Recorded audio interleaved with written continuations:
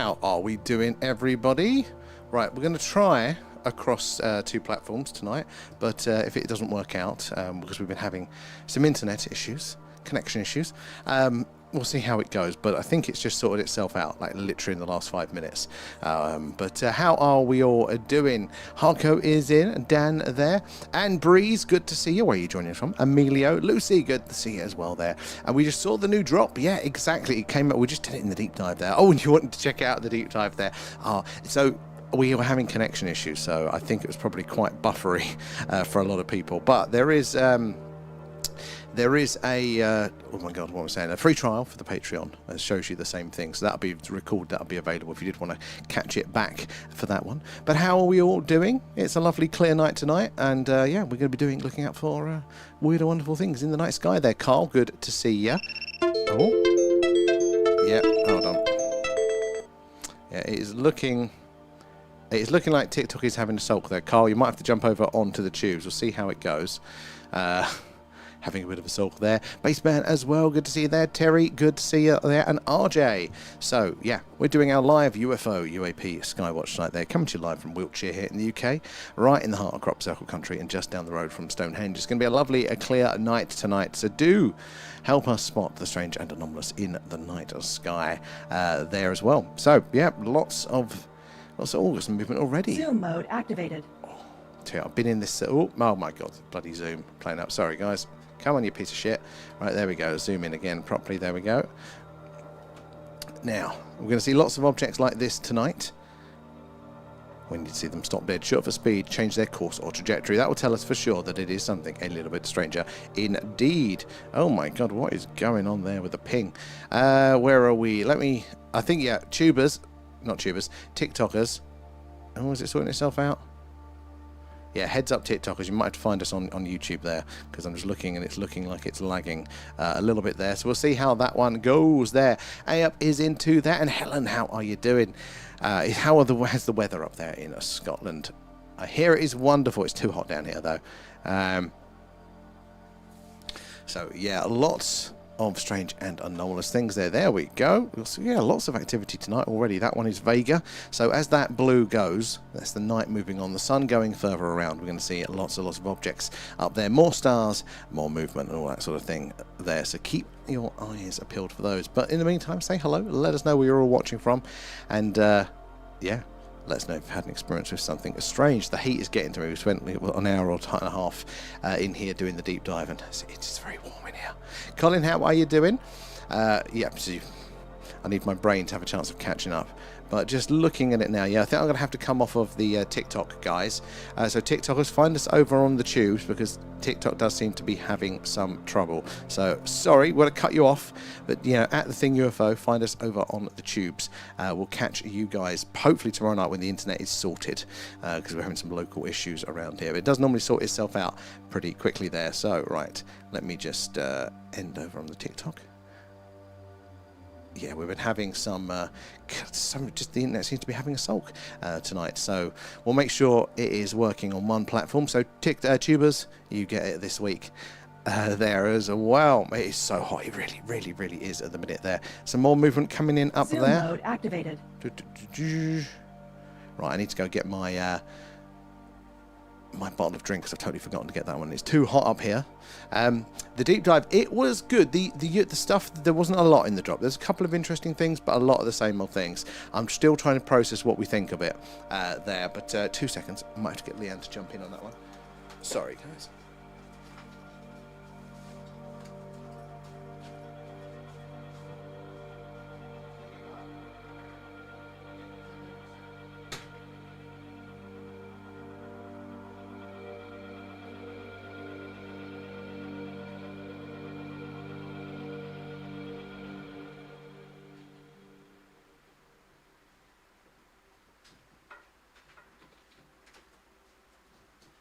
Hello.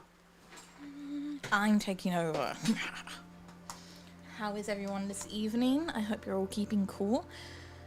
Now, Sam said we were just going to do YouTube, but it looks like we got both chats going. So I don't know, maybe we're on TikTok as well. If I am on TikTok, can someone say, hi, you are on TikTok? I saw a 20-minute video.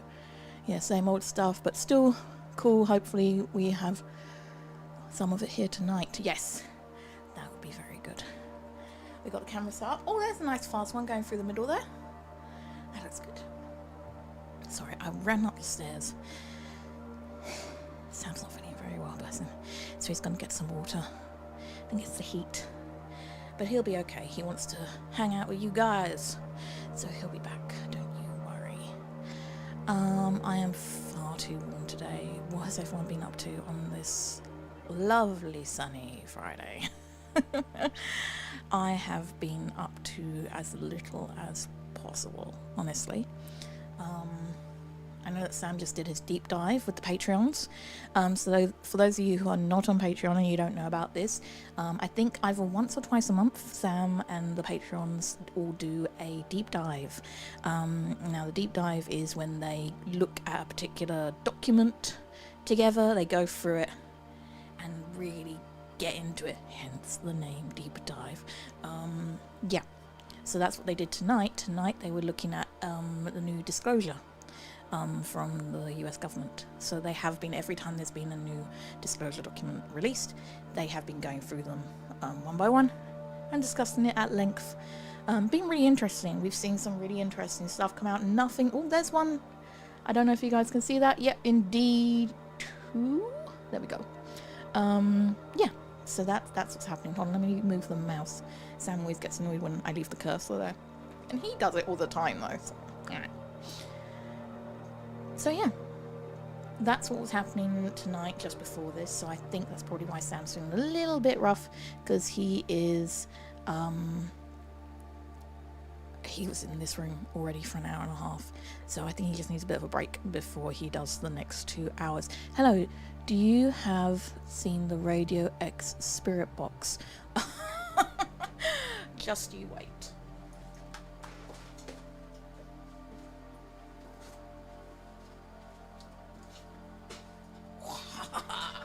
So, where Sam is all over the aliens, I am more into the spiritual side of things and ghosties and stuff like that. And I have a spirit box, which is pretty awesome. So, for those of you who are unfamiliar with a spirit box, this is my ghost kit. I love my ghost kit. There's so much stuff in here. Yada da da. Basically, it is a radio, but it goes through the different channels really quick. I'll turn it on. It makes a horrible noise. Let's see if it goes. Xbox. Ah. Scanning.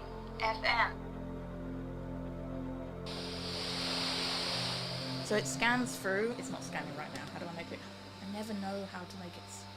Because I use it so I don't use it often enough that I forget how to use it. No, that one. There we go. So right now it's scanning through different, yeah, it looks like a radio. It basically is a radio, but it scans through the different radio stations. So you hear it sort of, that's because it's going through different radio stations. And as it, the idea is that ghosts can manipulate it and get it to pause on certain stations. I'll turn it off now because that's a horrible noise and everyone's going to be, I'm getting sick of that. Yeah, but and as it rolls through the stations, the idea is that because ghosts are said to control electromagnetic frequency, they'll be able to sort of stop it at the stations when the stations are making the noise or saying the word that they want to convey to the person. I have done the live on this channel before. We've done the Estes method, which is where I sat blindfolded with noise cancelling headphones and just listened to that for like over an hour while you guys asked questions and then Sam read the questions out. Really interesting. I was absolutely knackered by the end of it.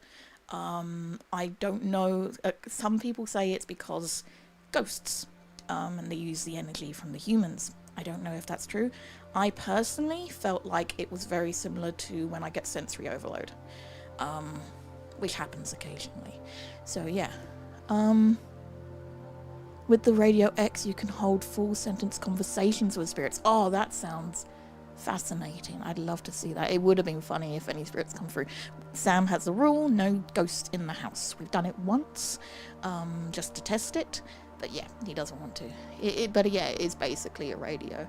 Evening from Scotland, what frequency are you on? We're not on any frequency at the moment, guys. So when you come on our SETI screen, the frequency that we're listening on and tuning into then is the hydrogen line. So that's the radio waves that hydrogen emits, because that is where the WOW signal was discovered years ago.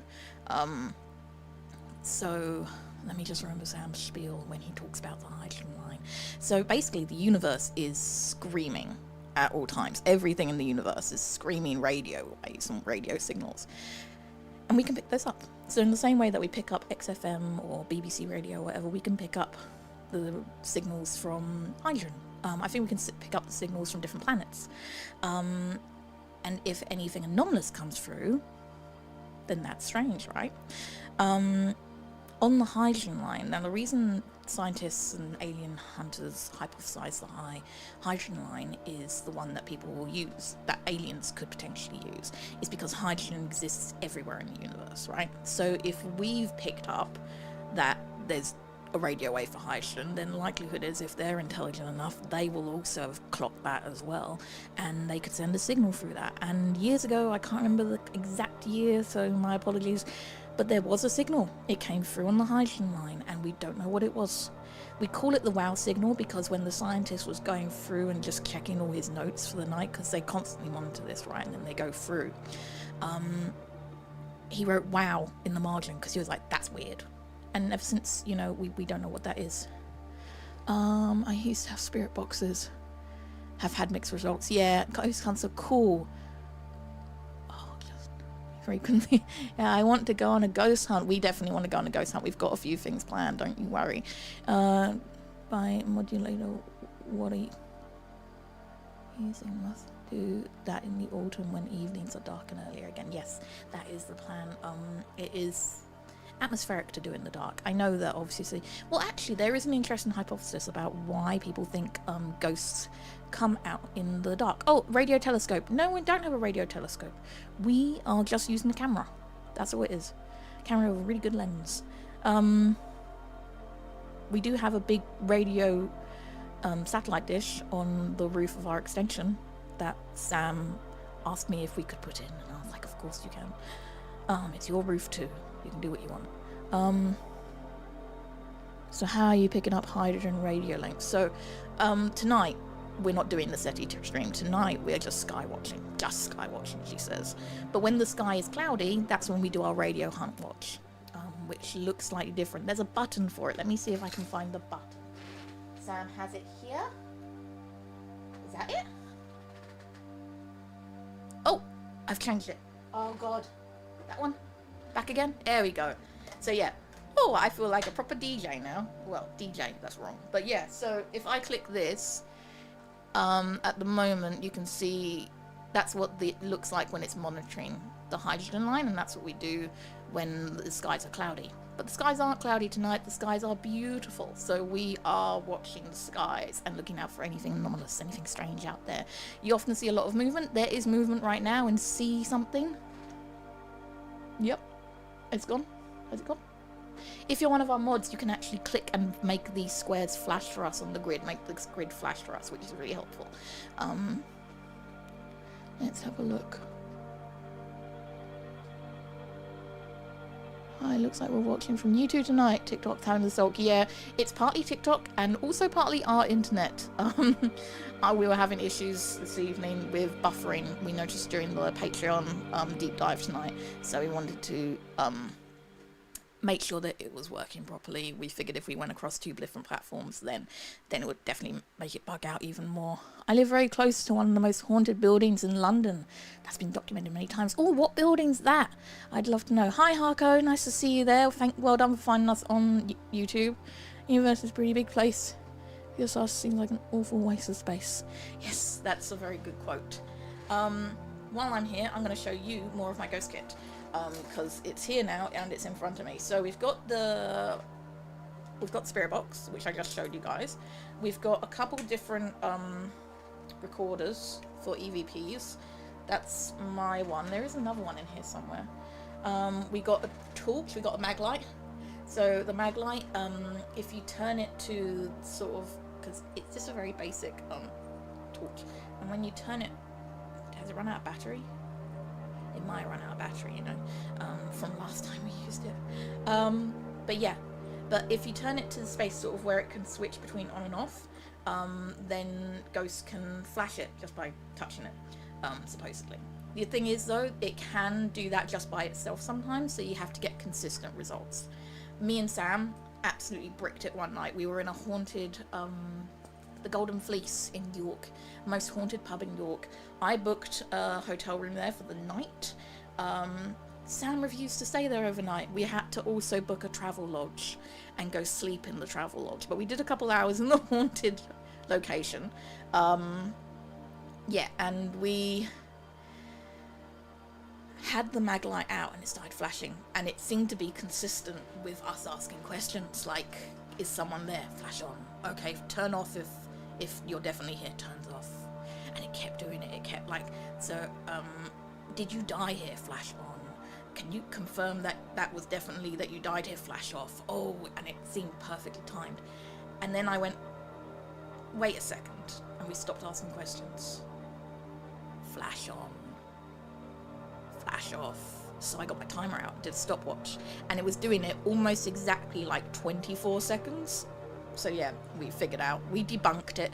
It's important to debunk these things, guys. Don't just go off of whatever. Someone asked if we have a laser. We do have this laser pointer. Don't know if you can see that. No, you can't because it's green. So hold on. So that's it. Close up. That's what it looks like. It has dots all over it. You point that and they couldn't interact with the lights. We've got our EMF meter. We've got cat balls. Aha! We've even got holy water, which is fun. And I've also got where's my little protection thing? I got a little saints thing in there as well for protection. And emergency protection kit, I bought that recently, which contains stuff like sage, different stones, whatever that is. Yeah. Mini smudge. So yeah. All useful to have in there just in case. So yeah, I am well equipped to do a ghost hunt. We've just got to actually book it in. Now, as you can probably tell, Sam is actually back in the room, so I should let him sit down. I feel very, very sick. Did you have some water? I have, but yeah, so I might have to summon you again. Okay, well, let's get you chatting to people while you're here, because they're all waiting for you and they want to find out what's going on with the sky tonight. So I'll pass it back over. It's dark. There we go. Thank you, dark. Oh, what's the connection like, guys? Because it keeps flicking up there that we've still got an awful connection, even though we're on one. So let us know how it is. Oh, God, I think I was just in the heat for too long earlier doing the deep dive video. I'm feeling a little bit worse for wear. So you're probably seeing more of Leanne there. Let's have a look. Where did we get to? Who's in tonight? Alan. Is it Nosh as well there? How are you doing? Lucy, I already said hello there. Where are we? Lilac is in. Emilio, Marcus, you've found a way over there. Dark Jedi too. And Rich is in. Good to see you guys. So if you are just joining us, we're doing our live UFO UAP Skywatch coming to you live from Wiltshire here in the UK. So right in the heart of Crop Circle country and just down the road from Stone Henge. So lots of weird and wonderful things in these skies. And tonight, that is what we're on the lookout for. We want to see the moving objects act in a very, very strange way. Hello, I'll probably be off again to throw up in a minute. I feel very, very queasy. So you will have Leanne back, I think, probably quite soon. But until then, let's get some UFO stuff in. It's a nice break to mix things up, though. We've not got any movement at the second. Should we, you know what, I've also forgotten my remote control to turn the camera around, so I'll definitely have to swap over and go grab that and see if we can point the camera in a different part of the sky. But, oh, there we go. We got some movement. Zoom mode activated. And down here now, right, we're going to see a lot of things like this tonight. We need to see it stop dead, shoot off at speed, change its course or trajectory. That tells us for sure that it is something a little bit stranger flying around up there in the night sky than one of the many, many man-made satellites. This big, beautiful one here, that's a star like our sun, but a bit bigger and a bit hotter. It's called Vega. It's 26 light years from us here on Earth. It won't last as long. So yeah, make the most of it. It's not going to go in our lifetime. There it is. Good to see you again there. Oh, what book's that? And it explains a lot is missing from our past. Alan, I'm a big believer. I think there are so many gaps in the record, and our mainstream understanding isn't very functional, doesn't give us a good guide of what really probably is going on up there. So I'm definitely very open to our history being a lot stranger, a lot more interesting. Zoom mode activated. There you go, some movement here. Remember, stopping dead, shooting off at speed, changes course or trajectory. Coloration and flashing are interesting too, but it is the change of movement that tells us for sure there. Any chance of the ISS tonight? Good question. I think it is coming back around, wasn't it? Something past 11. Somebody said last night, just gone 11. I might have to move the camera, so I might have to definitely do that to catch it. Vega will be the next North Star in a few hundred years, I thought. It sounds like something I've heard as well there, and it's pretty high in the sky. Oh, there you go, it's kicking off again. Look, 1, 2, 3 there, and they're just the ones that we can see. This blue, that's the last bit of daylight. It means it's doing our night vision in a touch, and when that goes, the sun fully goes round there, it's going to be a lot darker and a lot more active. And SK, I hope we're keeping cool. I'm not, I'm too hot. And I'm actually feeling a bit sick from it there. That's why Leanne's going to keep jumping in tonight. But I hope you are, guys, there. And as we move around the galactic rim, so yeah, the stars do change position. Everything up there is in motion. It is moving. Even the stars that look pretty static for us tonight. I mean, most of it, they're going to change for us there, but it's a dance between them moving and us moving. Now, the further the way they are there, the longer those timescales are. But yeah, our North Star does change, doesn't it? You know, all of the alignments. In fact, they can do they call it, I think, astroarchaeology, where they go, look, where was this temple? You know, the door, right? You know, its alignment looks like it was in line with this star, but it was there 5,000 years ago. So it does help them actually potentially date some of these structures there. Be north again. Oh, it's north. North, all right. I'll see if see north for us is quite difficult to do. It's too illuminated up there. Flying past south of Wales though. Yeah, it's going to be north. Damn, that's quite close though. So that'd be nice and big.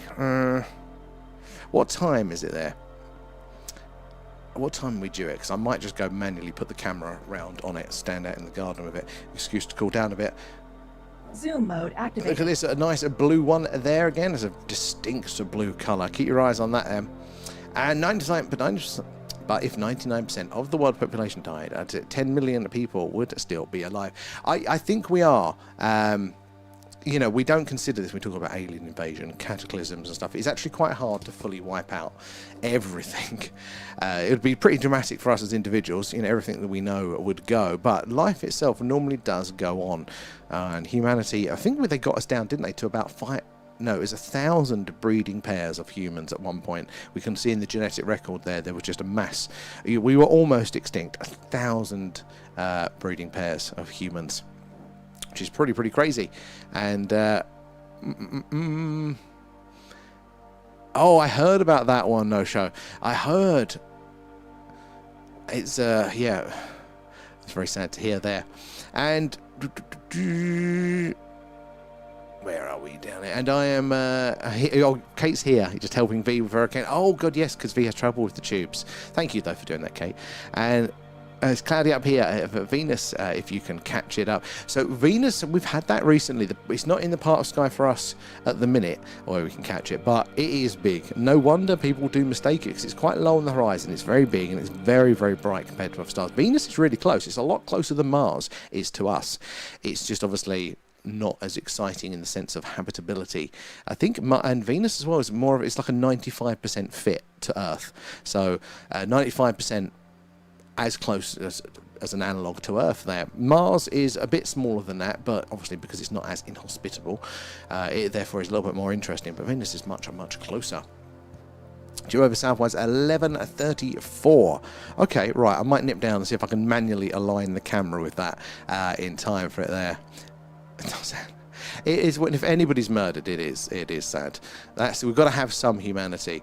And Where are we there? We've been surviving 350,000 years so far since Homo. I can't even pronounce it in my eyes tonight. But there are clues that maybe it's a hell of a lot longer. The way they do date humanity is obviously it's based on the oldest fossils that they can identify as human. Now, there's a lot of fossils that they discover that appear to be a hell of a lot older, but we can't conclusively say they're human because the bones are just more common than that. They have to use more complex bone structures that are more specifically related to humans, like our feet, our fingers, I think, as well. There's a good one, teeth, skulls, they're ones that give it away. So there may be human fossils that we have discovered from good use of the grid there, that we have discovered from a much further back than that, but we just can't conclusively identify it there. But they're in China, there is a skull, and I think it was discovered like in the 80s, and it's about 1 million years old. It's not a human skull, but it's of a sister species. So they think that, well, they've always thought that humanity and this other species, we diverged from the same point at the same time. So if that's 1 million years old and we diverged at the same point, it does point to humanity also being a hell of a lot older. And what have we been doing all of this time? No worries, Gandalf there, and that's a good excuse there with the red dwarf there.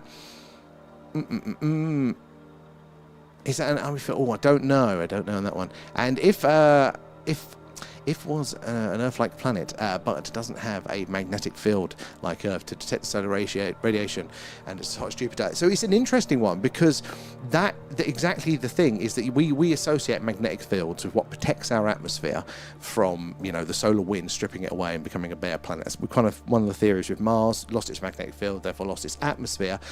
But actually, as far as we know, Venus doesn't have a magnetic field, but it's got the strongest atmosphere. So it's a bit of a clash of that with it as well. But it does look like, as far as we can tell anyway, that Venus was pretty Earth-like for a long time. Mars too, and us as well. So 3 planets in a row, all being very similar for a long period of time. Zoom mode activated. We actually know very little about it. It doesn't look like it's ever had plate tectonics either, what we can tell from our scans. But again, we're doing all this from a distance. It's cool that we can get any data, but like how much confidence we can have in any specific part, I think is difficult. The book is still very much to be written. And where are we down there? I think Venus is towards the north tonight. Yes, that'll be over the houses for us there. A little bit too light polluted for us to get the camera around there. When we get the new pan tilt motor, we can still give it a go because it'll just be easy. But at the minute, we have to kind of align it, and it only gives us a certain arc there. The Inquisitor. Oh, what was that? I watched up to the first of the new series they did in like 2001. It's as far as I got. The newer ones I didn't get behind. And right. Where are we? We've got a couple of minutes before I dip down, and I'll see if we can get the ISS for us tonight. I want to see if we can catch that one on the stream for everyone. And we sometimes have elongated orbits there, and we just have not recorded it yet in history. Well, this is the thing. Did you mean the Earth having an elongated orbit? Because I think we do. Yeah, it's not necessarily a perfect circle, but there is a chance that there are still other planets within our solar system, or planets that were in our solar system we've now lost, that were probably on these elongated orbits. They're very eccentric orbits as well, they call them, which is anything than just on the sort of elliptical plane. But they can, go really far out and come back in really close. And if they do, they can cause a hell of a lot of havoc. And there are certain signs that maybe that has happened, certain sort of tilts to planets that could indicate some shenanigans have gone on there. Good use of the grid tonight. So guys, if you do shout out the grid references there, the mods will highlight Zoom mode the interesting activated. ones, and we can zoom them in. Right, lots of these tonight. We need to see it stop dead, shoot off at speed to change its course or trajectory. That will tell us for sure that it is something a little bit stranger. But if you are just joining us tonight, make sure you're following and subscribed. We're on pretty much every night there, and it's UFO Skywatches live from Wiltshire, right in the heart of crop circle country. I think we can do a long run of these, actually, looking at the weather. It's going to be clear for a long time, but when it does turn cloudy, does happen in the UK, we do an alien radio signal hunt there. We listen on the hydrogen line, the channel on the radio dial, where scientists theorise that if ET is out there, this is where they'd put the message, hello, is anybody else out there? It's where the wow signal was heard. So we're always looking for evidence of the phenomena. So yeah, do make sure you're following and subscribed. But yeah, also say hello, especially if you're new here. Let us know where you're watching from tonight. And how do you feel about the UFO phenomena? Are you open to life being out there? Are you open to life of maybe visiting us here on Earth? Or maybe the sky is just beautiful? Either way, it's all fine. We're just curious. And we sometimes no did that one there. Red Dwarf is only good until Series 5. I do need to rewatch the early ones. I was obsessed with it as a kid, but I haven't revisited it in adulthood. We go into longer orbits when we move in the galactic plane, and we get our long cold winters, i.e. a frozen Earth. Well, this is the other consideration to take, isn't it, there? Because it's not just, you know, our position to the sun, although that would do it. We're very finely balanced. If we were, you know, a little bit closer, a little bit further away, that's a lot of a difference for us here on Earth. But in the same way that, you know, our moon orbits, good use of the grid, guys. Our moon orbits our planet, and our planet orbits our star. Our whole solar system, you know, the sun and the planets there, is in orbit around our galaxy. And now that is, I think it's, is it 200 or 1,000 years in orbit for that? Or it might even be a million years or so. It's ridiculous. Now, the Earth itself has gone, life itself has gone through these orbits. But we do wonder, like, in the same way that we have seasons here on Earth, do we have these galactic seasons that somehow could maybe cause these events? You know, maybe we're going through more clouds of debris and therefore more chances of comets and shit like that. You know, there's lots of the factors here that does affect it. It's a very, very complicated equation. And 1.5 million years on an orbit of the galaxy. Oh my god, it's such a you know, a mind-bending amount of time. But yeah, I mean, life in general has definitely survived, you know, going through it. So we know it's not full-on cataclysmic, but it's, you know, things are actually really precisely balanced when it comes to our environment, our nature. There is tolerance either which way. I mean, normally I'm used to about 18 degrees, and it hasn't been anything less than 28 for about, I don't know, 2 months now. So we there is flexibility there, but it's quite fine in the reality of these things. You know, move us a little bit further away, tilt a little bit differently. It's, yeah, so we don't want to be going through you know, deep changes like that. That is when those extinction events happen. And I'm going to have to risk run downstairs to get to the ISS there. But the south to the right, seeing right down there.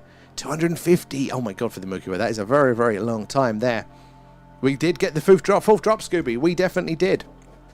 And are you guys on Disclosure tonight? Because I'm going to try and stay up. I do feel a bit sick at the minute, but I'm going to try and stay up and hang around for that one tonight. We did. I wasn't as excited, though, but I'm interested in hearing what other people's thoughts were of the Disclosure there. And there was old bones dug up in Iraq in the 70s, I think. And humans had scraped art into them, and it was a mastodon with 4 tusks and 4 elephant tusks, and it's older than any humans. There are a few little clues like this that point, yeah, but maybe it wasn't human, maybe it was a different sort of advanced species, but probably human there. How you doing, Stuart? Good to see you in tonight. If I haven't said hello, UAP anomalies too there, guys, do say hello as well, and hopefully we'll get around to you in a bit. Right, I'm going to go downstairs, see if I can catch the ISS with the camera manually pointing it so we can see that one tonight. Then I'll be up again, but I'm going to grab Leanne with you there. So yeah, keep up the chat, and I'll be back in a second. Well, Leanne will be, and then hopefully we can catch the ISS as it goes over.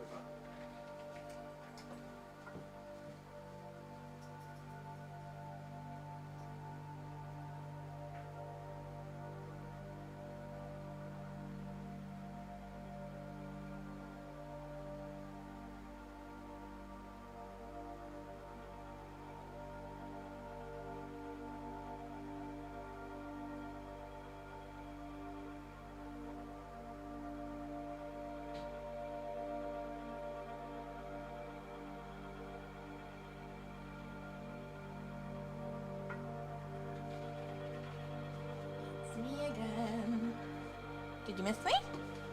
Probably not. Hi everyone.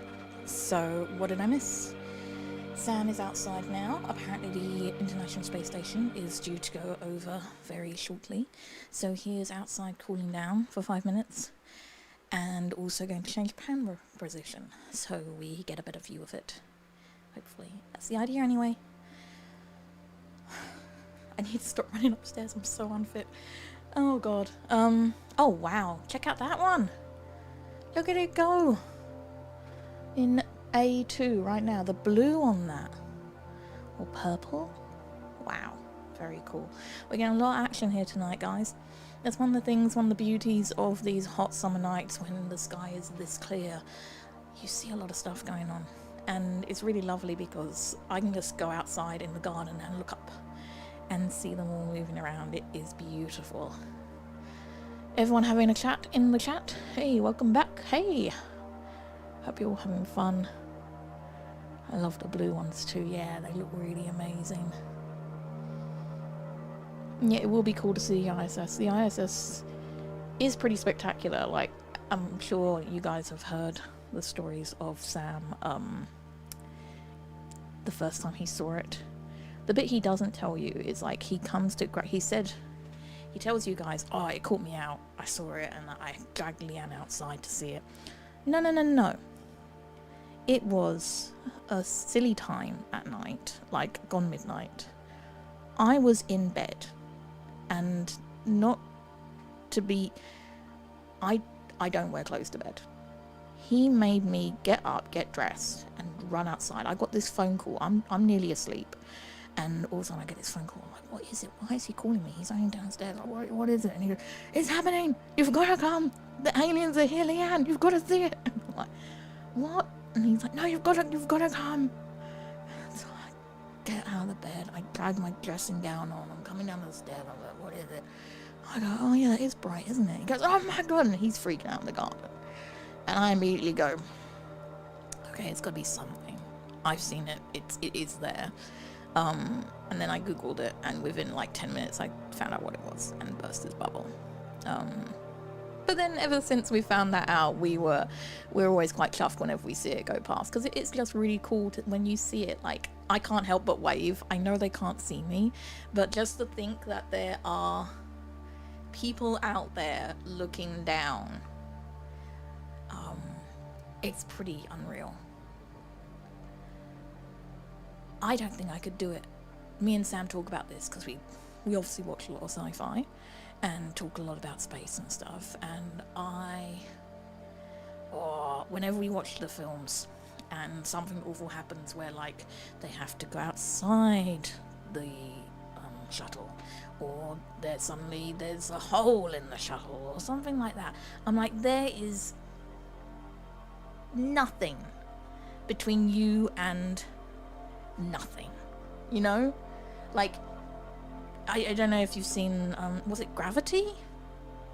The one with, was it Sandra Bullock? I'm terrible. I work in the film industry and I can't remember celebrities' names at all or anything like that. But the one where it's a trope that you see quite often, to be fair. I'm sure I could describe it. Something happens, they're on the outside of the spaceship. For some reason, they've had to let go of the tether that holds them onto the spaceship. They get hit by some kind of debris and they're off. And that terrifies me. And I don't know why, because it's never going to happen to me. But just the thought of it, I'm like, I won't go to space. And I said to Sam, he's not allowed to go to space. And he's like, I'm going to space. And I was like, you're not going to space. If he ever gets the opportunity, I'm going to have to like handcuff him or something. It was Gravity. I watched it the other night. Oh, it's a brilliant film. Brilliant film. We went to see it,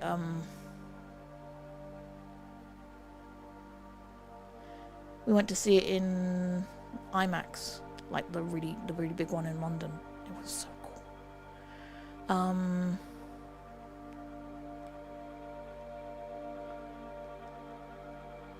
The ENF is 9 volt. If you shake the ENF meter, does the battery shake inside, or is the battery steady? It is Sandra Bullock. Yes, I knew it. George Clooney's the one who goes off into space, right? He gets knocked off. Is that the ISS, or are those just really bright not meteorites, satellites? I don't know. They're very bright though. They're big and bright. That's kind of cool. Yeah, he wasn't in it long. We watched a film like that, a series like that the other day. All the trailers showed this really well-known actor. Again, I don't know his name, but you'd recognize him if you saw him. He's in a lot of TV shows. He looks a little bit like Robin Williams, but more serious. And that's my best way of describing him. He was in a detective show where he was the main detective guy. And it showed in the trailer, it featured him a lot. And I was like, oh wow, he's a really good actor. I'll watch that. First episode, he dies. I was like, oh, he's gone. They obviously couldn't afford him for that much. It's still a good series though. Now, is this the ISS? I don't know. The International Space Station. I don't know. Evening. How is everyone? Yeah. I feel like if it was the ISS, then we would know. Like, there'd be no sort of... Is that like... There's like 1, 2, 3, 4 really close together there. And then one really big one going up in the middle. Wow. There's loads. That's crazy. So, yeah. What was I talking about? Space. Probably. Yeah, I couldn't go to space. I find the whole thing quite terrifying. And I've told Sam he's not allowed to go to space. There's more on the screen. It's constant. Yeah, I don't not fully understand the desire, which makes me sound very boring. But I also don't like heights and stuff. I don't understand the desire to jump out of an airplane. I don't think you could pay me enough. Like, even if someone said, I'm going to make you a millionaire, I don't think I could jump out of a plane. Which is annoying, because I'd really want to be a millionaire, but I couldn't do it. So yeah. Little fact about me. Saying that, if it was... Oh, that must be it, surely. That's super big and bright. Guys, I think we got it. And Sam's doing a lot of pointing, so he must be pointing it at that thing. That's probably the ISS. Everyone wave, because there's people floating around in that, looking down on us right now. I think you can actually tune in and talk to them as well. There's often someone who will sit on the radio up there, and you can tune in, which is kind of cool. But yeah, it is fascinating to think that there are some people just constantly floating around up there. Absolutely fascinating. And I still don't understand it. I mean, would you guys want to do it? If someone said, hey, you can go in the ISS for a month, 2 months. I don't know. How long are their stints? Because, again, as well, I get claustrophobic, so I would, within, like, I reckon an hour or two, I'd go, oh wow, look at the Earth, and I'd be impressed by that, and then I'd be like, I'm done now. Saying that, I love stuff like Star Trek. If it was like Deep Space Nine, that sort of space station, then that's different, you know. But yeah, that is literally in a tin can, as David Bowie described. So I don't know. Maybe one day someone will ask me for some reason, and maybe I'll change my mind. Maybe I'll start feeling more adventurous. Sam would do it in a heartbeat, which is why he hosts this stream and why you guys get on with him so well. But yeah, I'm the same. I remember the first time I ever went. There it is. It's still going. Oh my gosh. Is that still it? It must still be it. Either that or Sam's just spotted a UFO. But I'm guessing that's still the ISS. Look at it go. Yeah, I'm the same. The first time I went on a hot holiday was with my friends when we were 18.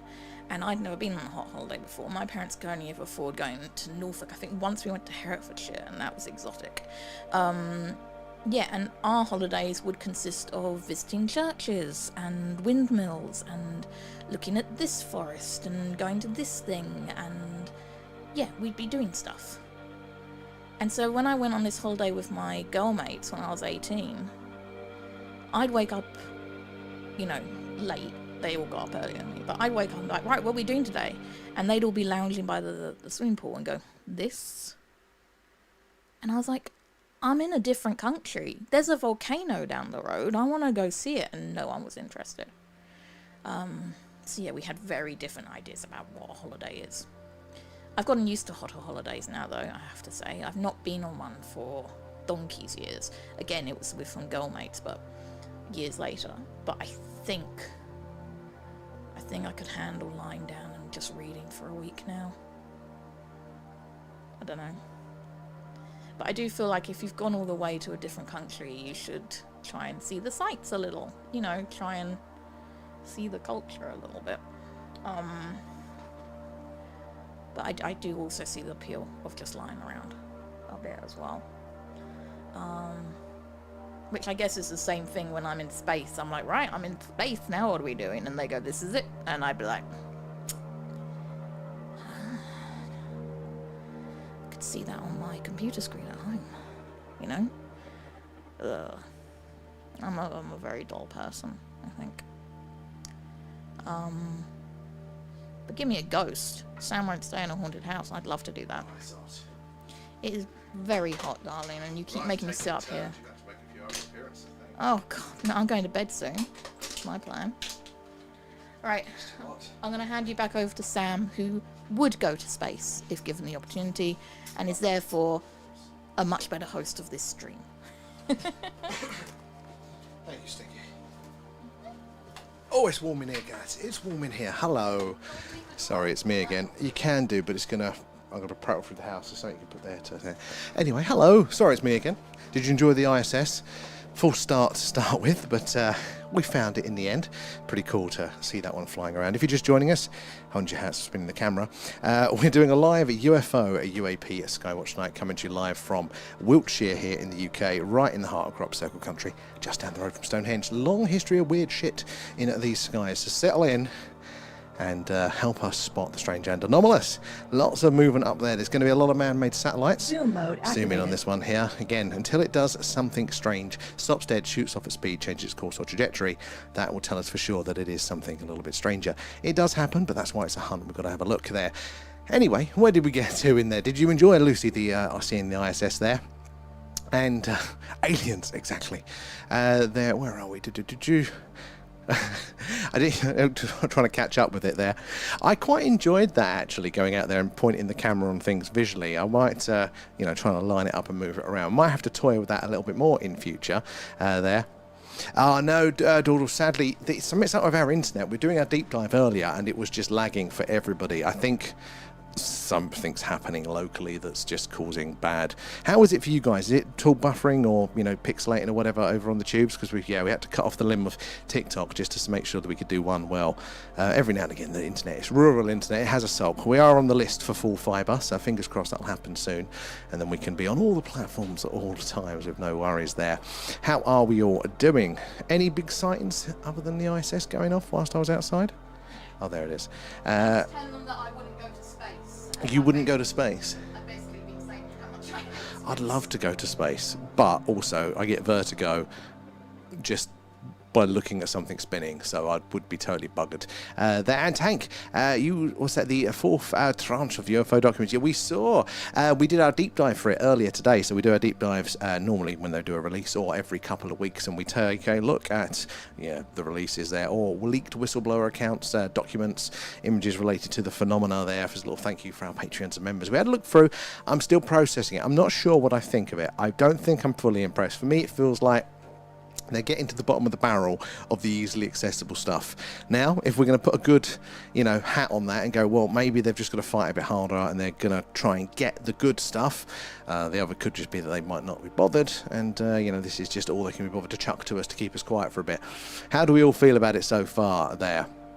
It's a bit glitchy, but not too bad. Been fine there, SK. Thank you guys for the check-in. Hopefully, cutting off down to one, we should be all right. Glad to hear it, Dawdle, too. Much clearer than the Patreon earlier. Yeah, it turned out it wasn't Patreon. It's our internet has just halved its capacity for upload for no reason. Much clearer than that. Alan is happening locally.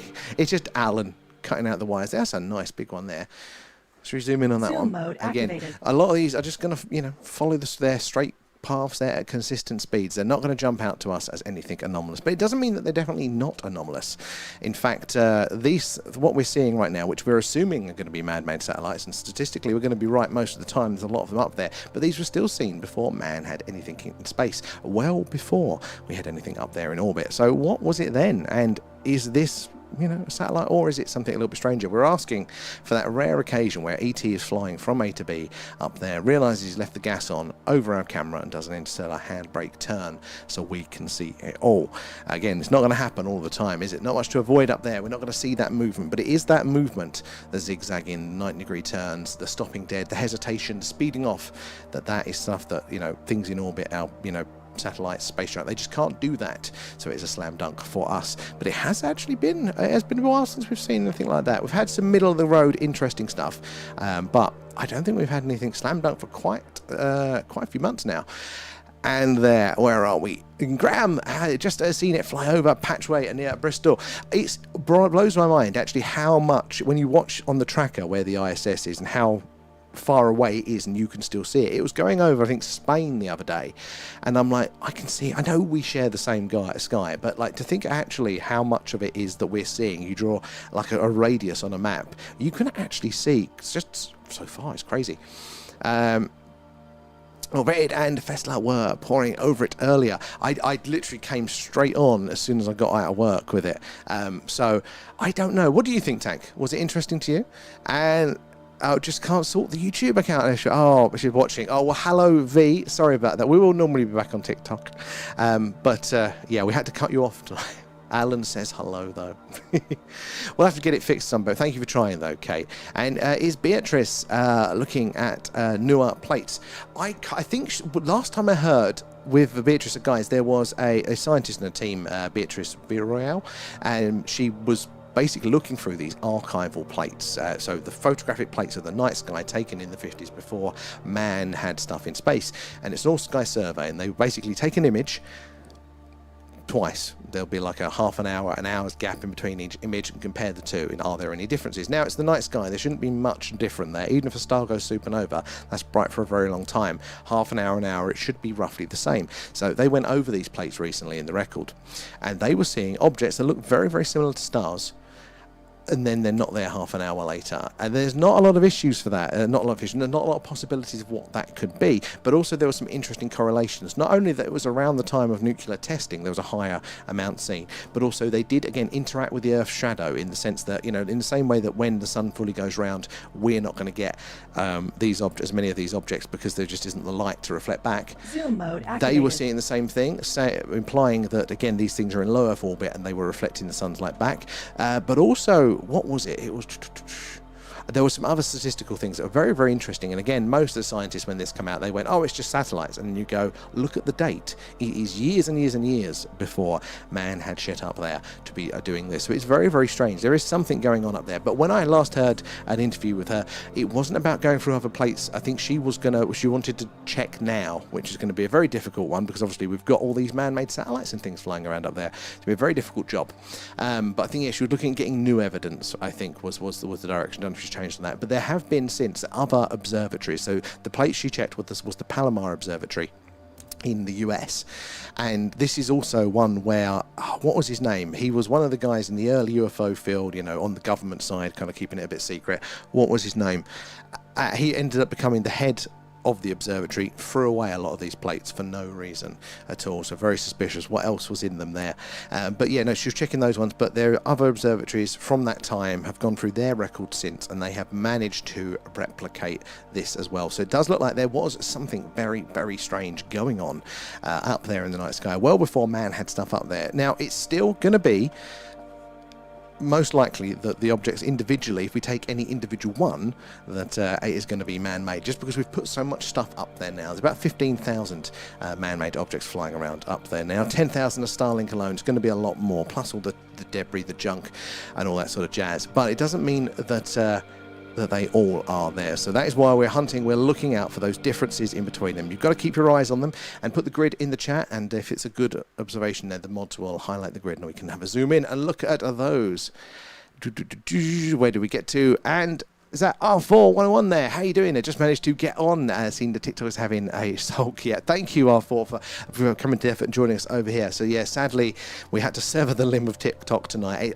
For once, I don't think it was actually TikTok. I think it was it's our local internet. We've lost about half our upload speed. We had trouble with our deep dive earlier. So we're limping through tonight. It normally sorts itself out pretty quick, so should be back on. But thank you for finding us over here, R4. How are you doing? And we were following the ISS earlier. That was pretty cool to see, but no anomalies just yet. You got an extra character limit there. I prefer the tubes. I've got to admit, I prefer the tubes. TikTok's been great to meet people, but I do prefer as a platform to consume on. I'm Zoom mode activated. A bit of a preference for that one. I find it easier and more stable. Anyway, look at this. There we go. Oh, it seems to be changing in size a little bit there, getting a bit shorter. Let me zoom back out so we can actually follow the damn thing. We need to see it do something strange though, guys. That is what we're looking out for tonight. So keep following them all, even if they've gone pretty steady across the stream there. keep your eyes. It's that last minute hesitation, stopping dead, shooting off, that tells us that it is more interesting there. And Gandalf, we encountered the stars that suddenly changed their positions. So that is the thing. And we're getting so limited data when we're looking at the night sky, be it through the camera, be it through our eyes there. And essentially, we're getting a few, I mean, if we measure it here in pixels of light, that's not a lot of information. It's surprising what we can get from it, but it's not a lot of information. So most things are going to look like stars, they're going to look like these light points. But it's their behavior that gives them away. Again, these things are actually quite limited to how they can move, how they can interact. They're following certain rules, and that movement there, the stars, false stars, I heard someone call it. I thought that'd be a brilliant name for a book. But yeah, you'd be looking, oh, it's just another star. I mean, how many people do you think have gone around their day-to-day life and maybe looked up on a walk home one night after a few drinks and just gone, yep, stars, and then looked back down, and only a second later maybe that star moved, maybe that star wobbled. There's a lot more strangeness up there, but we just assume when we write off, and maybe that's the safest way for us to navigate the world, is just to assume otherwise unless it's right in our face. But it doesn't mean it's not going on. I was listening to, I don't know if you guys have caught this one, it was a recent one from Jesse Michaels, and he was interviewing Michael Shermer, the skeptic there, and I thought, I'll put that on because I'm always interested in hearing the other side. I get wound up because I don't think that a lot of them are doing it very genuinely, but I thought I'd put it on. I like Jesse. I wonder how he handles this. It's going to be really interesting. But it very quickly got down to it could be a star, or it could be a balloon, or it could be this, so I'm going to assume it's that, and you should too. That's the problem, with the limited data that we're getting, whether it's these observations tonight, whether it's what we're seeing, in some of these videos out there as well. Sadly, the data is too limited to 100% scientifically confirm either which way. And it's down to us, and it's our beliefs and, how we want to apportion our time and our energy. And we have other analogues of this in our society. I mean, we can look to entrepreneurs and accountants, can't we? We can look to treasure hunters and archaeologists. They're both doing the same sort of shit, both looking in the ground for valuable shit, but one person thinks they need a little tiny brush, and they need to take 12 years and to dig one tiny trench. A lot of money, a lot of effort, a lot of time for most of the time pretty okay results. You've got evidence of burnt bone, congratulations. Whereas the other people go, boom, under that palm tree, lads, give me my hat, and we'll go on a mission for it. Now we need both in the world, but they're both different ways to attack the same problem, different tools for different jobs. So it's totally fine if you want to come through the world and go, look, there isn't the information here for me to warrant my time to look into this further. That's fine, but it's down to the individual. It doesn't mean that there is nothing there. That is the mistake that they make. They take those steps too far. We see it a lot from the mainstream scientists as well. They are going, there's a lot of satellites, and a lot of these things are moving in line with that, equals there's no UFOs. And no, it does not equal that. That's not scientific. And strange things are definitely happening. They do, and I love that about the reality. For me, it's a positive that there's so much more possibility and wonder that is going on out there. V said to tell you she hates the tubes. Well, V also hated what was it? The Vast of Night. So we ain't listening to what V like. That was a brilliant film. And where the ads on the YouTube are a joke there, to be fair, but worth putting up with. Thank you, R4. They are absolutely awful. Apparently, as well, YouTube does it based on what they call it your ad tolerance. I only learnt this recently, but they will take your average viewing experience and go, right, this person normally switches off. This will only show them this many ads or something. I do need to look into it. I need to make sure that we're not doing it on our end. So we have them down set to low, but I do keep meaning to just double check that there isn't another hidden setting somewhere. And excellent there, Tank, they are. But where are we? I don't mind the skeptics, but debunkers are a way to take. Yeah, it's all about the attitude in which you're doing it, isn't it? That is the thing. It's are you coming to this because you need me to believe you? And why is it? Is it ego? Is it because your security depends on the world being seen the other way? Or if you're coming to the part to just go give us interesting information, that could be useful for us. We don't want to be barking up the wrong tree, do we? If something is clearly and provably something else and it is going to be a waste of our time to pursue, then we need to know that one. Sometimes your enemy can be your best friend in that way. They're willing to highlight where you're taking missteps. But, ideally, you need these people to be, doing it in good faith, don't you there? We all need skeptics to keep us grounded. 100% grounded. 100%. You know, yes, we always say you can be a skeptical here as well. I think sometimes possibly a little too tolerant to it, but you need people to point out where you might be going wrong. And having to mute the stream there on TikTok isn't the only one having a sulk. The neighbours are joining in too. Oh, God. Oh. Maybe just get them to watch this. That will just calm them down. He said the Vast of Night was awful. It must be a Scottish thing, you know. The Vast Night is a brilliant film. I think you both have to agree to disagree on that one, yeah. Well, I think we will. And cosmic duality in it. People have opposing views, and we do. And this is the thing. Ultimately, nobody's smart enough to know everything all the time. So that's why you have to allow the other opinion, the other thought process to exist. Because even if you're pretty convinced, and maybe you're right this time, but the next time you probably won't be as well. And that is our immune system. That is why our species is so resilient, is that we are all an evolutionary role, not just in our physical differences, you know, some more muscle, some, you know, more bone density, whatever it might be, some people taller, some people shorter, you know, each one of these is a slightly different evolutionary roll of the dice for not just, you know, generally this time period, but also where you are specifically surviving in the world. But it also goes psychologically as well, why we all have different temperaments, and obviously there are times when that is a bad thing, but again, our environment, our world experience is so dynamic. You need something that's going to adapt to all of the details. We need all of the individual people there. And even if something is true now, most things will, or at least are able to change. And that is what we make the problem that the mistake we make within society so often is we think that just because this was right now, this worked then, it's gonna work now. And that is not true. Our environments change there. You know, farmers can,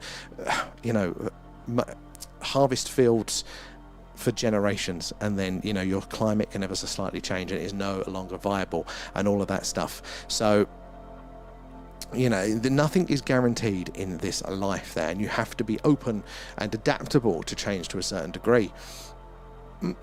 Where are we down there, Arthur? They need to calm down. It's becoming a constant thing. And I think we're selling our houses soon, so things will get better eventually. Well, fingers crossed that all goes to plan there, Arthur. I know what it's like having some friction with neighbours, but luckily where we are here, our neighbours are absolutely lovely, although they're probably very sick of me doing this and keeping them up at night. But yeah, I've had that in the past. And Jeffrey, I've watched a video on the Penrich, and I totally got that pronunciation wrong, sorry for the Welsh in the chat, UFO incident there, and it mentioned a video and a picture evidence, but didn't show any. Do you know of any resources to find these videos and pictures of the UFO? I haven't, Jeffrey, that I've come across that one myself, and I actually remember being incredibly frustrated and going, is this just clickbait? You know, I don't know. We have had Kaz, I think it's Kaz Clark, isn't it, who was the main witness in that. She's come in our TikTok chat a few times, and I don't know of anything direct. Doesn't mean it's not available. I'm not very good at doing the deep, detailed research. That's not my forte. But if you come across it, I would like to see it myself. And if you, I see you did an emergency deep dive there. Did it help with the heads up there, Scooby? Of course. I think was it last night you mentioned it, I think. But yes, of course, very much appreciated. We did do our deep dive earlier. And yeah, it was interesting to go through. But how did you feel on it, Scooby? Was it, do you feel it's a positive step forward? Do you feel that they're winding things down, maybe, and it's not going anywhere? And Adam Humphries, how are you doing? Good to see you. Oh, is it Blue Nose? How are you? No TikTok tonight, sadly. Oh yeah, Blue Nose there. So yeah, sadly we had to stop TikTok. My internet here has decided to be half what it was earlier, which is very frustrating for the deep dive. So yeah, only on the one tonight. It will normally sort itself out for tomorrow night though. But thank you for finding us over here. You want the dedication? Please, thank you.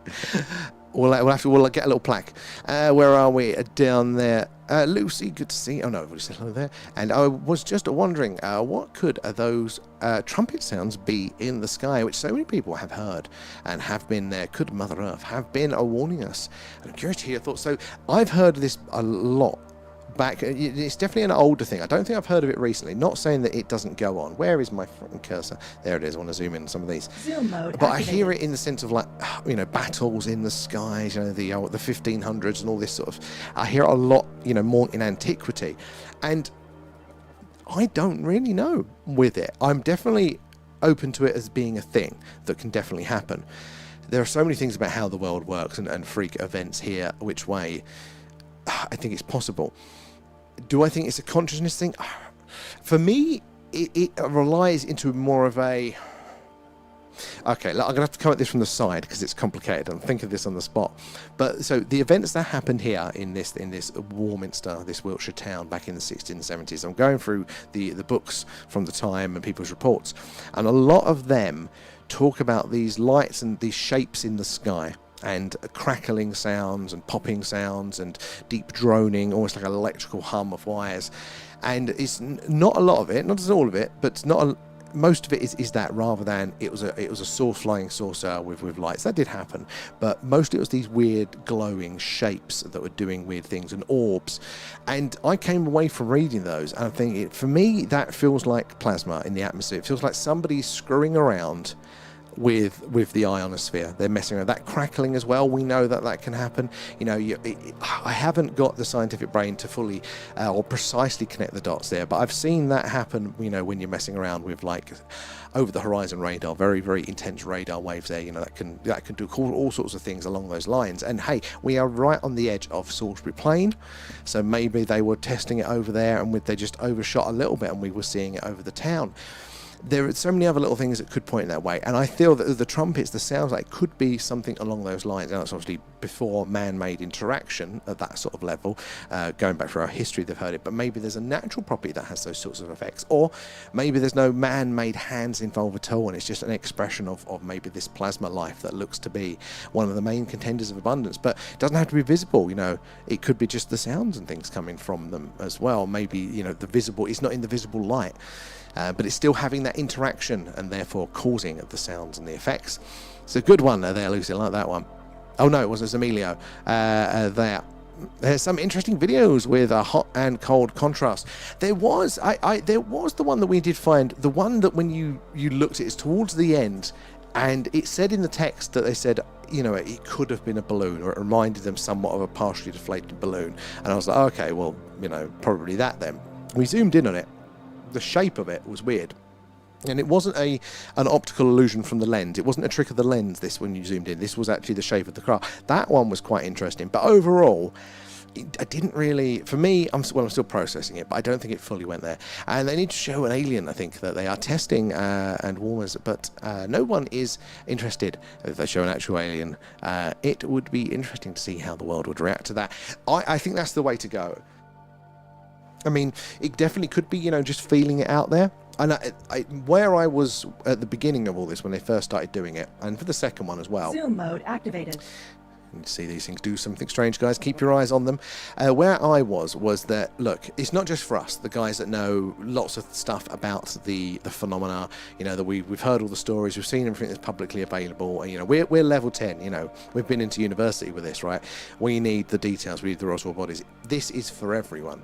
This is for all the normies, not just the people that don't know or don't believe, but the people that actively disbelieve, that their views and understandings of the world can't function with the existence of UFOs or aliens. So what you need to do in that case, so you don't have a catastrophic, you know, collapse of societal structures with those people, is you need to warm them up. You need to ease them into it there so they can slowly go, oh, okay, and just reintegrate that into their worldview. So it made sense to me that from that official way of handling it, they were starting off with the smallest part. They was just, you know, the lowest point, and then, you know, raising everything up along with it. And the first one, I went, yeah, okay, I can see that. The second one, I saw some incremental improvements. I'm like, okay, makes sense. They're just adding a little bit more. The third one, I started to question it, but I did feel there was there was a couple of points in that I did actually like, but I thought overall it's a little bit slower. But the fourth one, I don't know if I feel that way with it there. It feels to me like they're running out, they're just showing more of the same sort of thing rather than a controlled outburst. But yeah, you're right with the bodies. That might be the best way to go. Maybe the problem is, I think David Grush covered this recently, that you can always argue that technology, craft, you know, all of that sort of stuff could always be classified. It can always technically be a weapon, even if it's not like a gun or a bomb itself. You know, it can still deliver one. A fast craft that can travel or is invisible is still, you know, a payload delivery mechanism. So you can always think that that there's always a justification for keeping the technology side of it classified, but for the bodies, for the life forms, that life is out there, that's very hard to justify. So maybe that's where we need to put the pressure. Maybe that's what we say we want to see. Maybe that's how we get all of this up to a higher level there. If we start focusing on the life forms itself, as you say, dump the bodies. For that one, Emilio, good spot in there. How are we doing, Doug, too? And Lilac, I think there were reports in Warminster of intense humming and droning sounds on Christmas Day sometime in the 60s. Yeah, it was started 1964, the morning of Christmas Day 1964. And honestly, guys, I do not just because we're here, go check out the Warminster thing. In fact, warminsterthing.com, check it out. There is one that I'm putting together for it, but it's the UFO flap here that you haven't heard much about, but it is the strangest one that I have heard of out of everywhere. There's lots of good individual cases around the world, be it a crash, be it a light or sighting or something like that, or a landing. There's some really interesting individual cases, but for the Warminster thing, it was 10 years solid of strange reports happening at some time periods daily, multiple witnesses seeing it in town from different vantage points across the town, and it was lights in the sky, noises, missing animals, dead animals, missing time, landings, abduction. It had everything that you can imagine with it, and it was 10 years solid. Like literally people would come here every weekend and have an experience, and now Gandalf was part of that, was part of the crew, I think, on the ground to experience some of those things. So it was one of the strangest.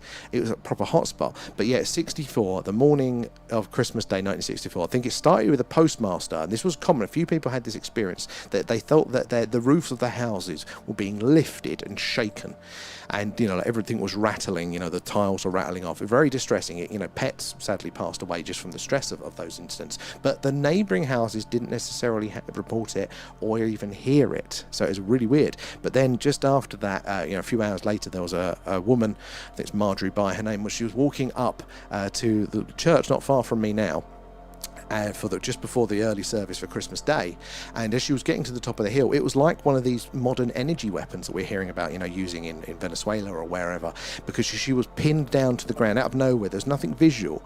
She was pinned down to the ground with this just awful sound. It crippled her. It was so distressing. Eventually it lifted, and then she ran to the church, and but multiple people had experiences like that as well. And there's so many interesting things. I mean, then you start to get the lights in the sky and all sorts of other stuff. It's amazing what went on here as well with that. And the trumpet noises are called skyquakes there, and are thought to be atmospheric factors like temperature inversions and clear sky lighting, solar activity, and atmospheric ducting leading to the leading explanations. I'm definitely open to all those things. I am definitely open, but we need to have it confirmed through measurement, because the science for so long we're trying to write off ball lightning, which we now think is probably actually the plasmoids, the vertical earthquake lights, basically. They were trying to write it off, going, no, it's old wives' tales, there aren't these lights don't appear before earthquakes. And now we have, so much coverage of the Earth live with all of these satellites. We're starting to see them now before earthquakes happen. We can see them from the satellite imagery, so they've had to kind of update it. But interestingly enough, the USGS website still says it's false, even though it's now widely accepted. So it takes science a long time. But I'm definitely open. Most things are probably going to have interesting, but normal environmental factors as part of it. But, they're very easy to write them off, I think, a lot of the time. What is the circumference of your skull? You know what? That is the first time I have ever had that question. I haven't measured there. And Stone Henge isn't a real there, it's just a rocks. Well, it's definitely been toyed with at the very least. I would say it's real, but it could well be very, very different to what they are, interpreting it as there. There's it's the West Kennet Long Barrow, which is a structure not too far from Stone Henge. You can walk to it, and it's one of these burial mounds, they say, with the internal chambers there. Megalithic stone still to create those internal chambers. Still very interesting. But back in antiquity, the first antiquarians, is that the word? Pre-archaeologists there, the rich people liking old shit, they tried to reconstruct it to the best of their understanding, and we now know they totally fucking screwed around with it and did it wrong. But it was the Stonehenge they have restored it previously. It's just how much buys the question. Yes, it is definitely there. It's a good point there. And I mean, very interesting. I just saw the YouTube on the trumpet sounds and have turned into loud booms there. It's not over there. It's just rocks. It's just rocks. Lots of things are just rocks, but there are also other things as well. Are you saying that Stonehenge is possibly a natural formation? Because I think that's quite unlikely. I won't say things 100%, but I do think it's probably not a natural formation. You put rocks in your garden, it doesn't make it Stonehenge. No, because it's not in your garden. Stonehenge is down the road. But I mean, look, if you're trying to say that, that maybe, it's false in the sense that it's totally fictitious, maybe it was, 100 years ago, somebody went, let's put some nice features out there, then, you can definitely have that conversation. There is, archaeological records of lots of things, going back for a very, very long time that they can trace now. Are they lying to us for those? Whether it's the pits. But the problem is that Stonehenge doesn't exist in isolation. And it's part of a wider, very interesting megalithic landscape here. And I didn't really appreciate this until moving here. And I got out and ordered a survey map. I wanted to see what the local area is, where the good footpaths are to have a walk. And you look at it and you go, burial mound, cairn, henge, another henge, earthworks, Iron Age fort. And there's just loads of it everywhere here. I mean, obviously people know Avesbury just down the road from Stonehenge, in the other direction to us. And again, it's bigger rocks than Stonehenge, in a bigger circle there. I mean, they're not stacked, but they're still quite substantial. There was the Devil's Arrows, there's another one. Again, it's a megalithic structure where there's multiple, but much bigger than Stonehenge. Some of these are like ridiculously tall, like 3 or 4 times the size, plonked upright like that, sometimes on their own. I mean, even in the woods just around here, there's a Stonehenge-esque stone. I don't know if they got bored carrying it, but it's just sitting there, boom, in the woods, middle of nowhere. So, this is the thing. It's that it doesn't exist in isolation. There is a lot going on here generally, and so it kind of makes more sense in that context. So I wouldn't have thought there was nothing to it, and it's totally fictitious there as well.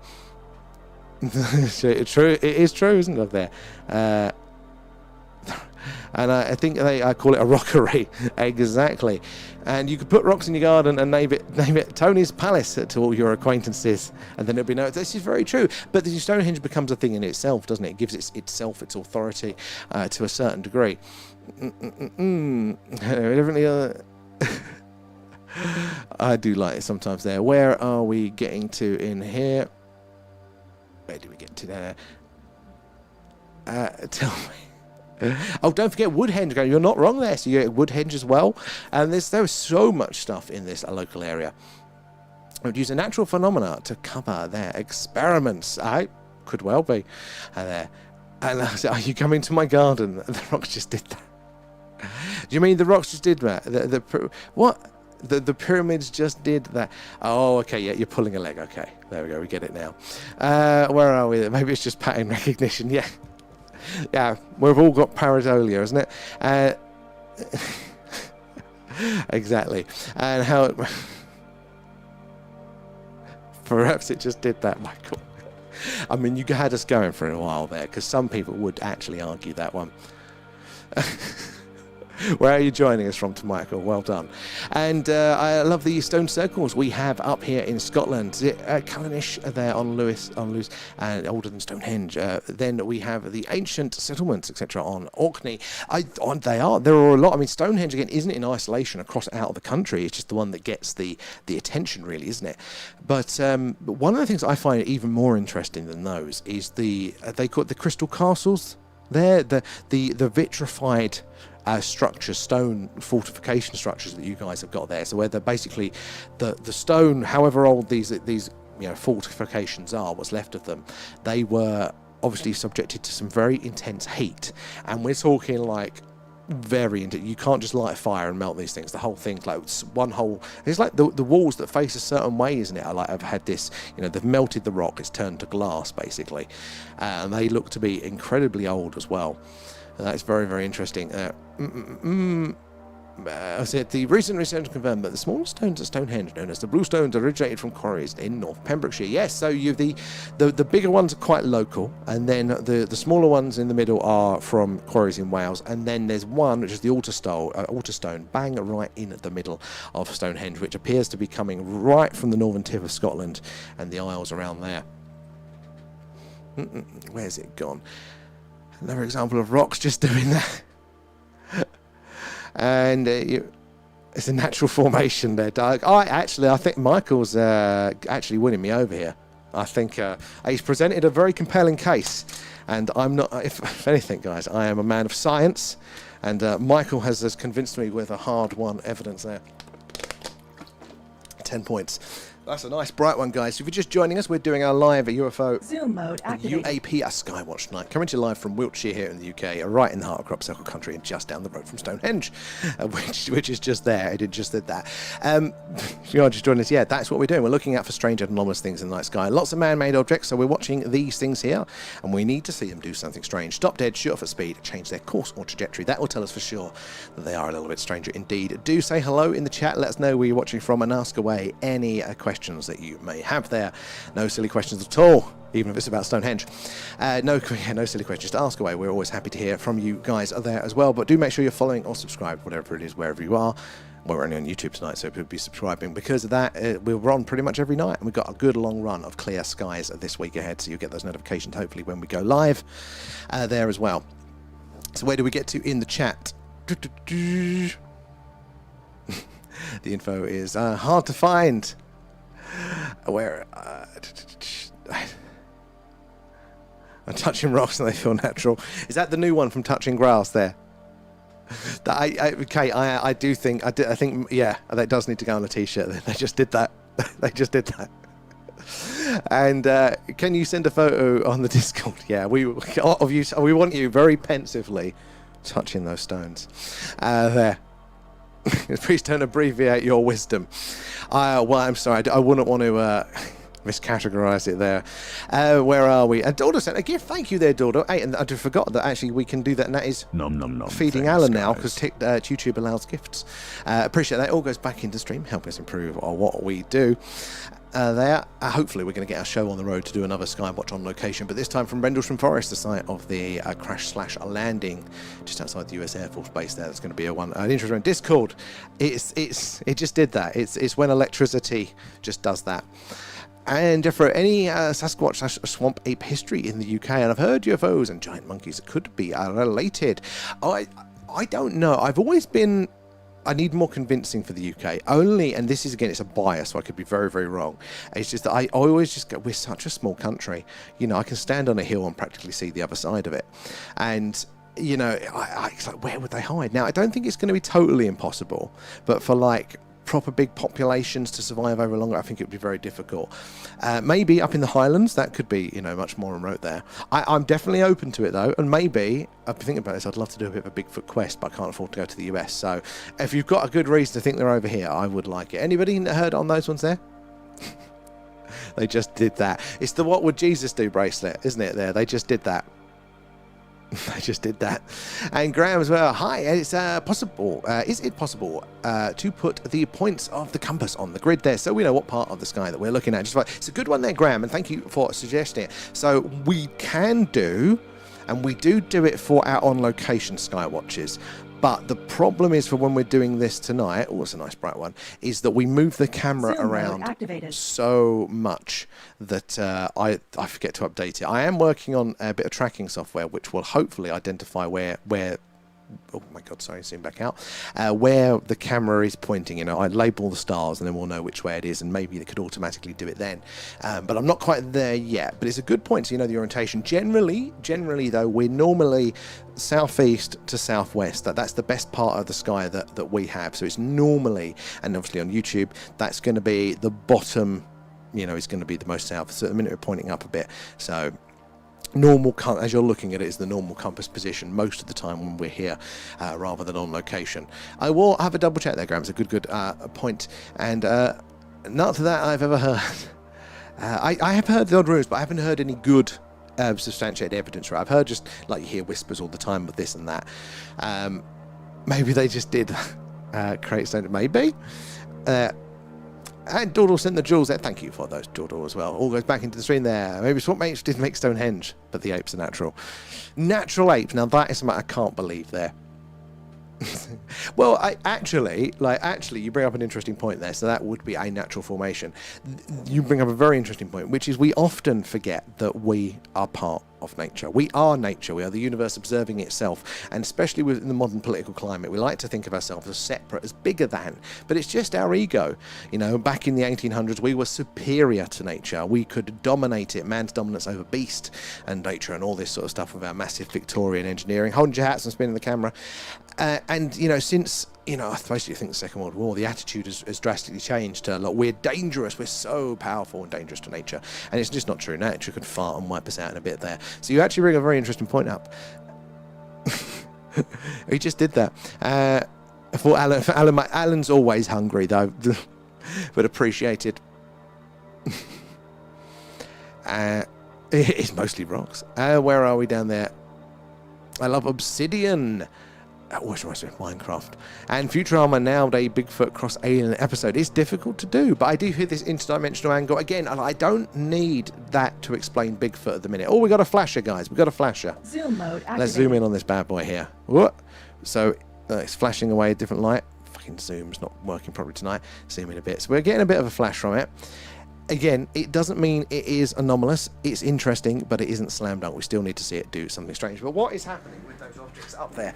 Be it a man-made satellite, or be it a UFO, or something else in between, it is flying around. It's in orbit there. It's reflecting that sun's light. You see that? Back down to us here on Earth. But why it's flashing is light. See? Big surface reflects a lot of light. No flash. Flash, no flash, you know? And it's doing that, essentially.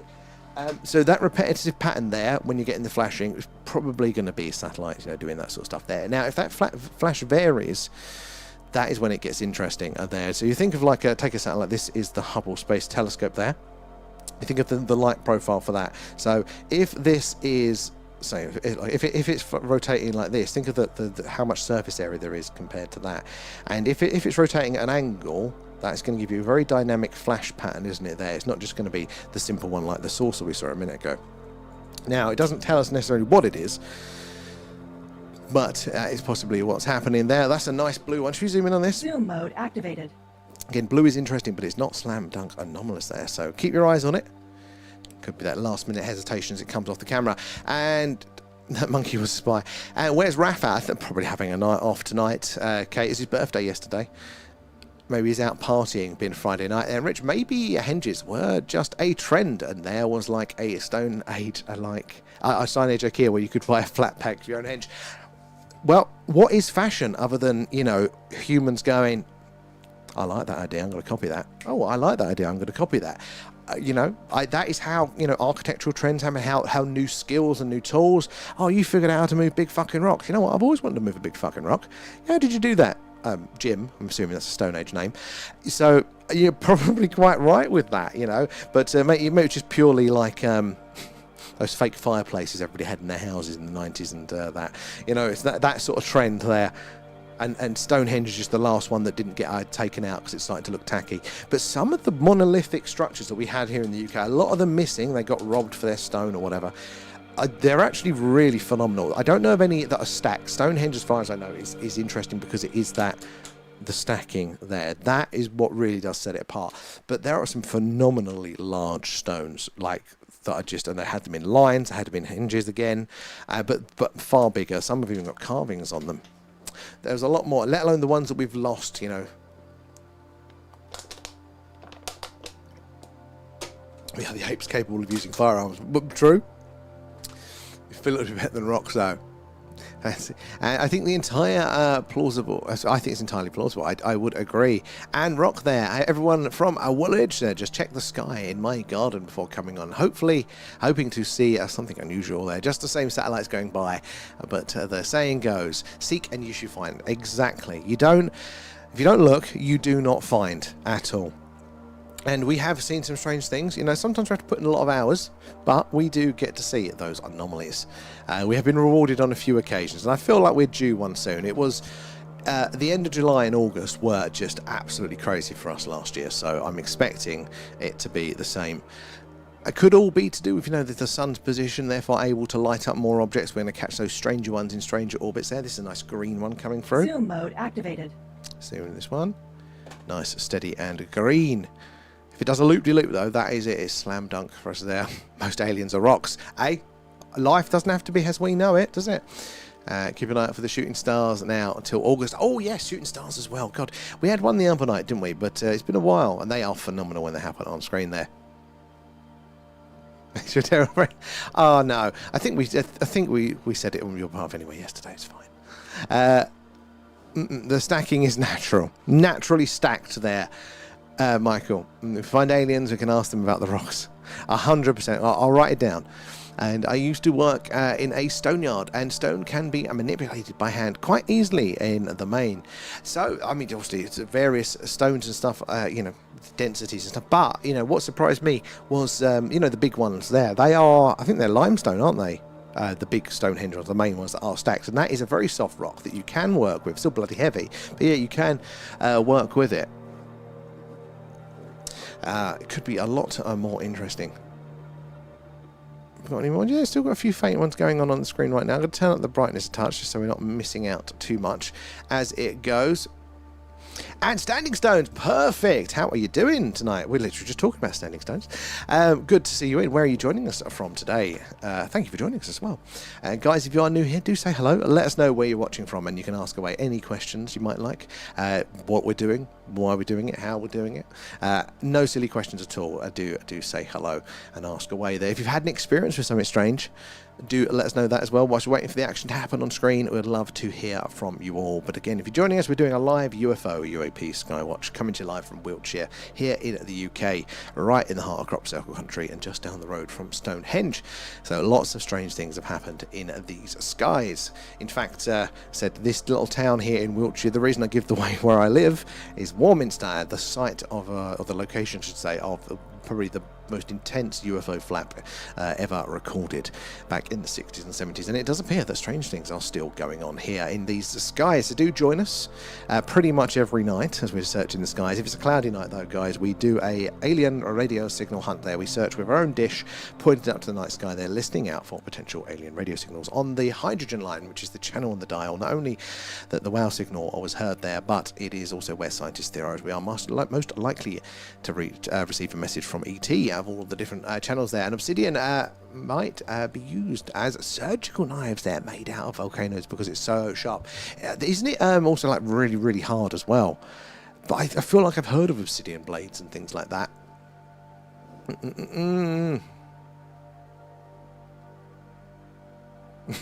I drink from the stone and I feel like a Neolithic creature sucking water from the cave wall. You are a Neolithic. I like that. And Mate's been saying for years. Oh, I'm sure it has. But no, so it's perfectly timed because we were talking about standing stones. We're talking about all that sort of stuff there. So is that your interest? Because it's perfect timing actually to talk about those sort of things. But yeah, where are you joining us from? Where in the world there? And Coral Castle in Florida is interesting. It is. Even though, coral is much lighter, still very big for the man that made it. The strange thing in Wiltshire is how Swindon is still present. That is actually, to be fair. The coincidence there. Oh, I have a pal in Wales. I love it. Again, Wales, phenomenal. Lots of activity for the strange and anomalous there. Have you ever seen anything strange in the night sky? And A to Emilio, good spot in there, which reminds me, Sam, did you see the video Rosetta? Oh, I did. Now, I was going to comment, but then I got distracted by something else. But so check out the Discord, guys, if you want to see the videos we're on about that. Very, very interesting. Yeah, it looked really, really, really clear, didn't it? I thought, why are we getting videos like that on Reddit and not on the bloody actual video that we just done the deep dive on, the US files leaks there. But then one thing did strike me as a little bit strange about it. The surface that was facing away from the moon seemed to be reflecting more light. I would have thought, I want to know where it's getting that light from, because it was quite illuminated. That was my suspicion with it. But other than that, it looked very, very strange there. Oh, in Massachusetts, USA watching. Oh, thank you, Stanley. Oh, I do love our US viewers as well. So we're just down the road from Stone Henge there. So I was quite ignorant to actually a lot of the megalithic and the Neolithic history of the US. But you guys have got lots of mounds and stones and things yourselves there. It was so much more populated than I was led to believe during sort of a school and stuff. So much going on over your way. How's it strange? Because it looks like there is no people, but there are. But it's natural though. And Starking, how are you doing? Good to see you in. Hey, your messages are coming through tonight. Last night they were just like coming up as redacted for some reason, but good to see you there, Starking. When I was watching that, V sent me the picture of the UFO in Scotland, and go compare. Oh, it's a good point. Yeah, the Calvine one.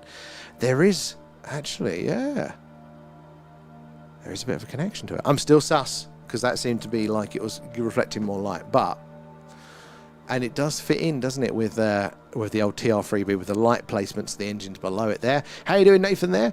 And what's the lens aperture you're using? I think it's a 0.95. That's, I think it is that one. And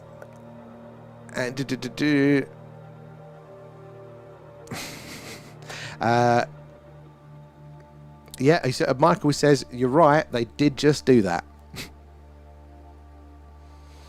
Wales has tin, and the Phoenicians. Oh, the Phoenicians would visit and mine. Very true. I did not realise how prolific the Phoenicians were as a trading culture, as a seafaring culture. Yeah, Cornish tin as well has been all over, antiquity. Cornwall and South Wales and all that. So we were exporting all of those sorts of things. Yeah, internationally, like thousands of years ago, which is again doesn't kind of fit the mainstream narrative that we've had for a long time. But don't they think that the Phoenicians could be the ones responsible for all of that missing copper from the Great Lakes area over your way? I find that incredibly fascinating. Where did all of those hundreds of thousands of tons of copper go back then? Clearly been mined, but where did it end up? I found the original video on YouTube there, and it has a lot of info. Oh, excellent. If it's the video original, yes, do let us know that one, Kate. Swindon always reminds me of the This Country comedy. It has those vibes, although This Country is hilarious. It's... yeah, it does. Actually, I will agree it does. It wasn't too far from there. I don't think it was filmed too far from there. Remember, guys, nice movement here, nice clear white one, but follow it. We need to see it do something strange, something a satellite can't do. Stop dead, shoot off at speed, change its course or trajectory there. Twinned with Disney World. I won't be there unless I know fuck all, which could be the case. Honestly, Nathan, I know fuck all as well. It was the f stop is 0.95, so is that the same thing? I treat it as the same thing, but that's the f-stop. The only thing I know is that I know nothing. But that is true. The amount that we probably actually do know about anything is going to be sub 1% there. We know enough, hopefully, to stop ourselves from dying on a day-to-day basis. Beyond that, our general knowledge as individuals as a society is probably not that much better. Where are we in the night sky? I'm not used to having only one chat tonight, guys. I keep thinking I need to catch up on the TikTok. Should we spin ourselves? Around? Let's have a look. Meat spin. You spin me right round, baby, right round. Like a record, baby. Right round, right round. There we go. Is that Arcturus, that bright one? Why is the camera still moving? Is it going to fall over? Or is that my vertigo playing up? We can still got some movement this way. I'm going to spin it back a little bit, just because I think it's pulling on a lead. Yeah, still getting lots of movement in the night sky, but nothing anomalous. Where did we get to? You think you'd give him a kiss? You might get like some sort of alien disease. Lucy, the England Museum has a lot of stuff taken from around the world that we shouldn't have really, but we do. I think of the British Museum as more of a trophy room than a museum. There, the sad truth about taking all of those things is that we're tangling ourselves up in knots in the modern era. Like, first of all, a lot of that stuff was bull. The second of all, a lot of those places were so poor that they would they would rob. I mean, they would rob stone from the pyramids. They literally did, because they were desperate for the raw material. So, a lot of those countries, it just wouldn't have survived, sadly. And that's not like a moral judgment on it like that. They just didn't have a lot of resources. Very hard for them. So no wonder you're gonna, take even modern day Peru. They plunder all of those graves currently right now. They dig them up. They just, you can see it online. They're like these patches that are known grave sites, and they're just all these holes everywhere where looters are just, modern times, they're now just currently going for it all, ripping the bones up there, looking for jewellery, and you just see all the skulls and the bones and ancient, thousands of years old cloth fragments just strewn about, along with modern rubbish, where they're just robbing because it's so tough for them that's the income. And we'd do the same if we were so hand to mouth here in the UK.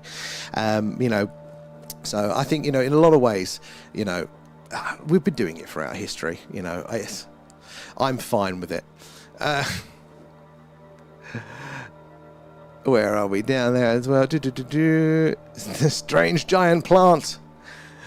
And is the red dot on the map the location of the host and where the area is? Yes, it is Standing Stone, so you're 100%. Yeah, so that red dot, just seeing it up there, that is where we're based. So it's basically, because that's a very large red dot, that is Wiltshire, basically. So we are not far from Stone Henge, the infamous site of. So that's where we are based. It's where the camera is. We're pointing basically south.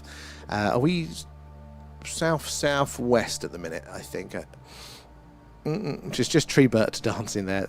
Trophy room. I think I say it kind of tongue-in-cheek because I know it's a very contentious issue for people, and I'm ignorant as hell, so I could be wrong. But I think we take life far too seriously, and things are a lot more complicated. So I think the trophy room is a better way of putting it there.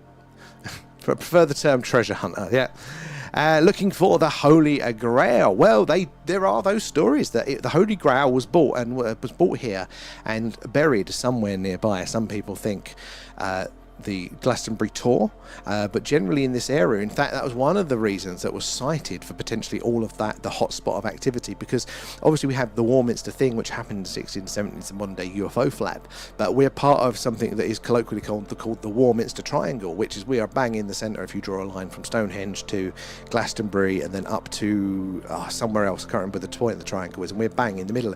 So again, it's a circle of generalised weirdness, years and years of strange things there. And is there this connection there, definitely in history? And what job do you do there? So I know you say at work, but I can't remember. He said, I just work in podcasts, really. Mostly I do the spreadsheets now. Nothing fun, just managing podcasts and doing the numbers, how many downloads did it get this week? So it's nothing fun, sadly. And when are you going to Rendlesham there, Rock? Looking forward to the live stream, hopefully soon. Well, hopefully soon, but at the minute it's looking like it's a slow burn.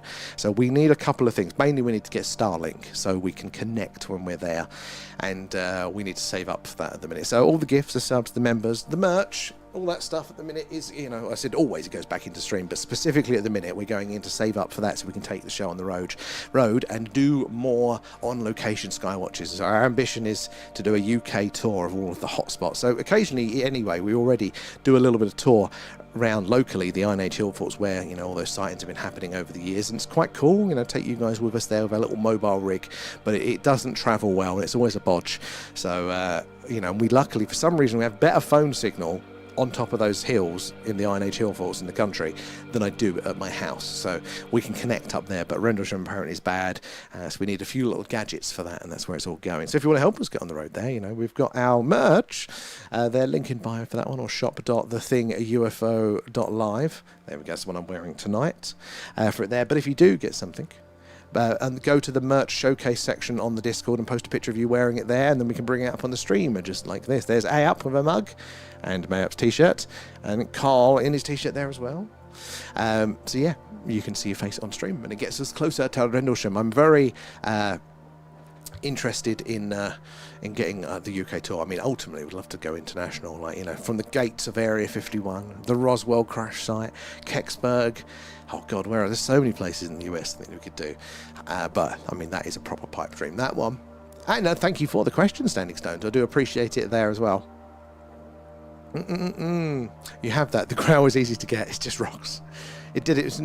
It's natural, or whatever it was there. Oh, I saw a UFO at 16 in 1971 in Boston, Massachusetts. Oh, excellent. What sort of, it's literally my favourite thing about this is hearing your individual accounts, your experiences, because so many people have had so many experiences. Like, you wouldn't think that if you're just consuming what you see online. It looks like a lot, but it's nowhere near the true amount. Like, just hearing from you guys, there is so much going on. But yeah, with that sighting, thank you for sharing it. Is there, what could you see, like the craft shape to it, or was it like, you know, lights moving in a strange way? Because all we've seen is those strange movement of light, and that is very strange. Doesn't fit the UFO, the satellite or the plane sort of thing, you know. So it is anomalous, but it's not. I really hunger to see that, like the outline of a classic saucer or something like that.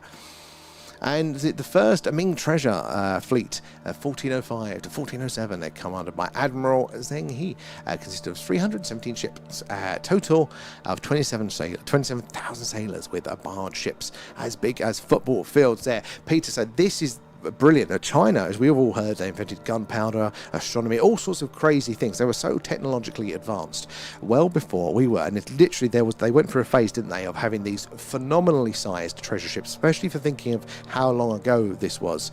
When was it, did you say there? Anyway, hundreds of years ago, these massive vessels that sail around and, you know, make contact, quite friendly contact with other cultures, and, you know, do exchanges and to bring the goods back. But it wasn't long after that, was it, that China just went nope, they closed their doors basically to the rest of the world for quite a while. And it was only, you know, I think the 1800s we forced them to have a little bit of a trade, didn't we, with our persuasive navy there, and we took Hong Kong for that purpose. But yeah, China was basically a closed shop, but it, you know, problem is it isolated them. They fell behind because of that, and now they're sort of catching up a little bit, aren't they? But it's not good to isolate yourselves. But yeah, this international treasure thing, how did we know it's 16 years old? What was that? I can't remember now. Oh, the Ark of the Covenant there. It's the Ethiopia. That's what they reckon, isn't it? It's the Ark of the Covenant in Ethiopia. And what did they use the barge for? To collect stuff and bring back to... Basically, yeah, it was like a diplomatic mission. They were... I'm sure they were a little bit spicy about it, but they would, you know, go to other cultures and they would collect, you know, the fancy treasures. They would bring treasures to do an exchange. I don't know if they were ever, you know, necessarily militant, but I think part of it was more of a just a, you know, an explore the world and have a look around. There are certain texts that argue they may have found the Americas doing that as well. Certain little clues that may be the case. You know, phenomenal power of its time there. Phone signal was better because phones are just rocks. They just do that.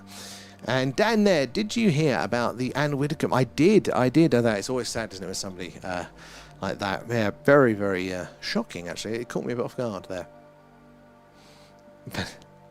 Alan stole it back.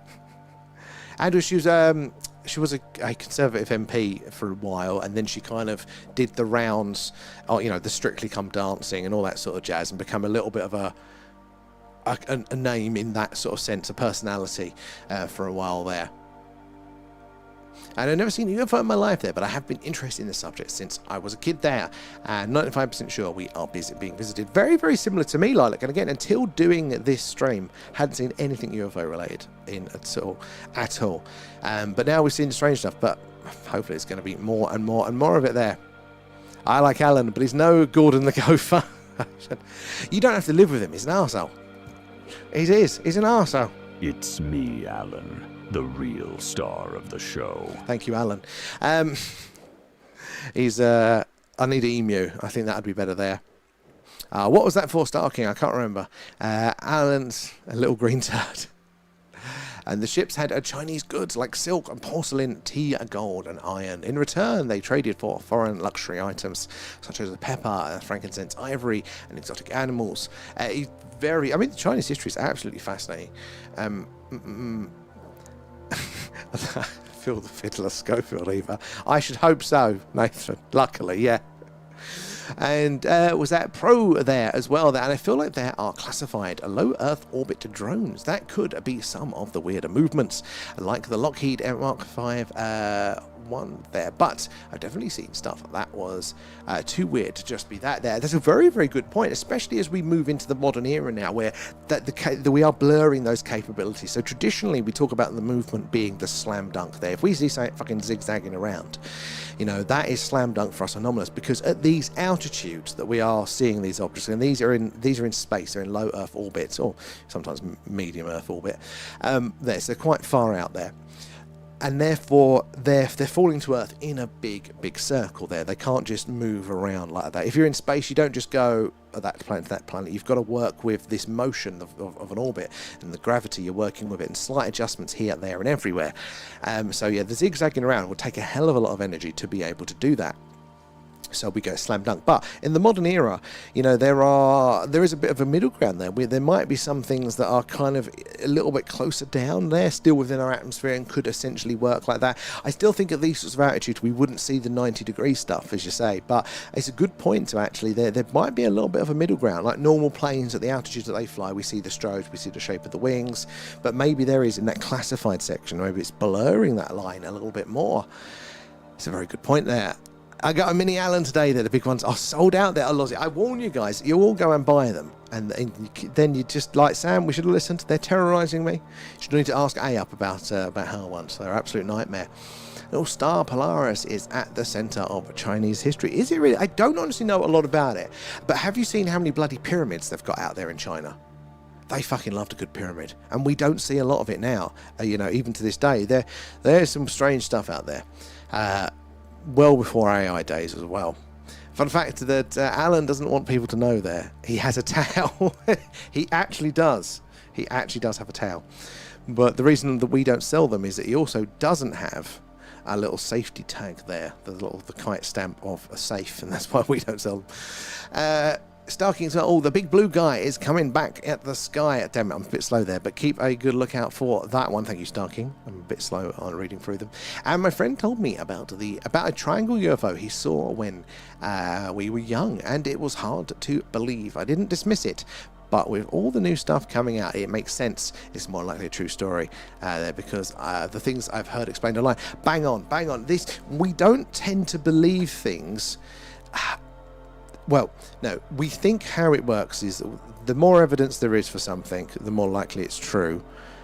And therefore, you know, you can believe something more or less. But that isn't quite what's going on, because you've got to remember that we don't necessarily see all evidence that exists. So what we do is our belief is based on the structures of knowledge that we have accumulated over there, but it's not the same thing. It's not necessarily representative of how much evidence there is or isn't out there, and we can get misled either which way with it, surprisingly.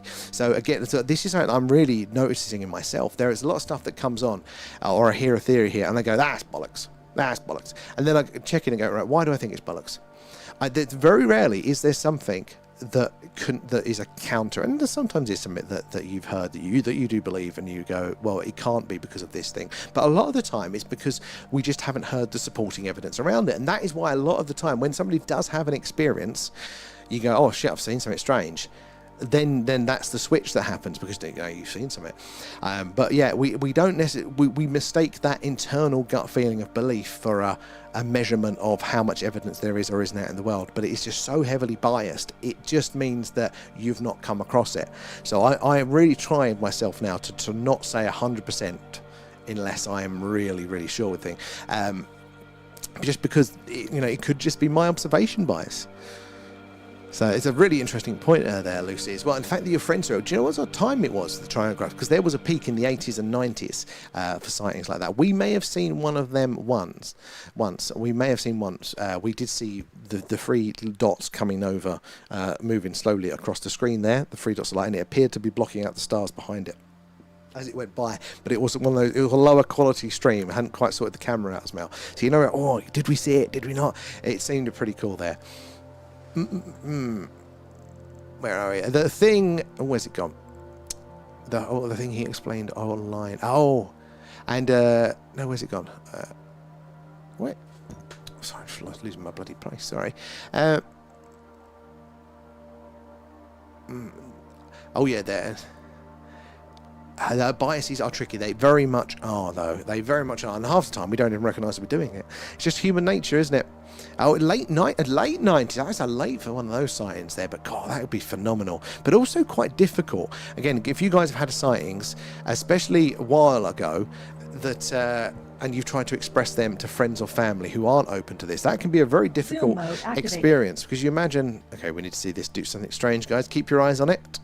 But you imagine, you're out at night, you're walking, you have a phenomenal experience, maybe it unsettles you a little bit. Your brain is going to be wanting to get answers, and what do we do naturally? We air that to our community, to our group of peers, and we see if they've had a similar experience. And, what do they know about it? That's what your brain's doing. That's why we talk and we share these things.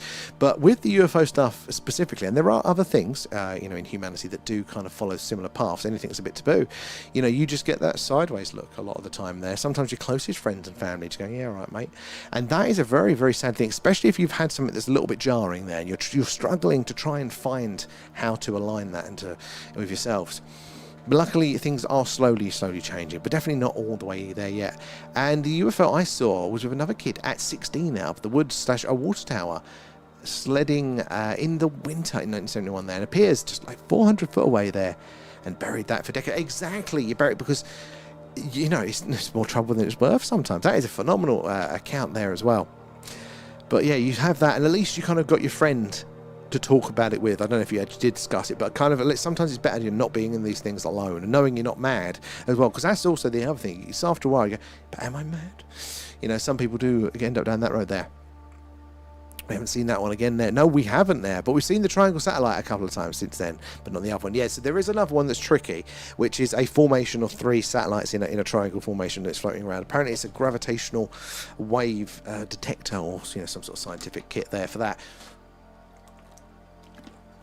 But, we've seen that one a few times come around. He was in an outdoor jacuzzi with friends, and a triangle craft come down and shined a bright light on them. And it sounded crazy, but the more and more stories like that are coming out. Now, the direct interaction like that, so that is very interesting with that as well. Like, I'm thinking, back in the late 90s, to have a jacuzzi, your friend must be well off, must be well posh. Jammy bastard. But no, actually having that direct interaction like that is very, very interesting. Didn't have any missing time as well, did he, from that one? And I saw the guy 40 years later at a wake there, and I had to ask him there, and he had a look and said, yes. See, that, yeah, at least you've got that confirmation point, because if you haven't had that, I had an experience. It's more on the spookier side of things, and it's one of these experiences. It wasn't like a horror TV show where you go, oh, it's really, but I was either slam dunk full on visual hallucination, which that has never happened to me before or since, and I was a very young child, about 6 or something, maybe 5. But there's no ambiguity around what that event was. You can't explain it away. It defied physics. So right, that was strange. So that either happened to me, and I remember telling that story immediately. I remember immediately having that experience and telling my parents and the conversation around it. And I remember telling that story constantly as a child throughout the years. It's never changed. There's never been any memory of me pretending with it or anything like that. But the older I get with it, and the more detached you get from the core memory, part of you that goes, was I making it up? And it's just been so long that I've just forgotten, but maybe I was. But I still have the memory as clear as day of it, and the events just after it, and then telling that story consistently over time. But you do start to, without that second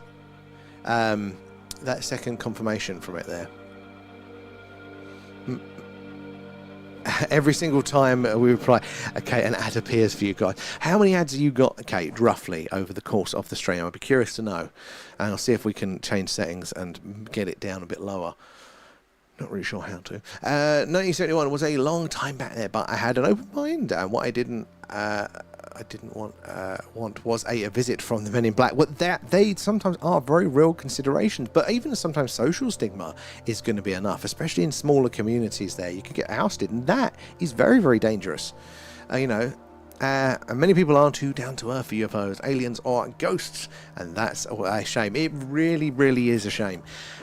But more for us.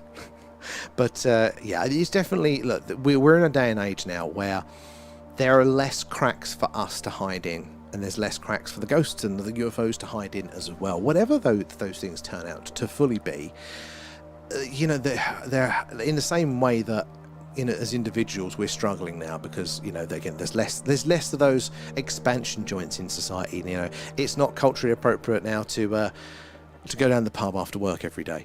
You know, it's not culturally appropriate to come home and kick your dog because you're stressed, and like, those things are good, but also we're still stressed, and our work environments are getting more and more regimented, more and more the same. But as we're still, you know, individuals. We still have different strengths and different weaknesses, and we're all being squared into these boxes with less spaces to take a pause, to get off the treadmill, you know. But so therefore, no wonder more people are suffering and struggling with certain things.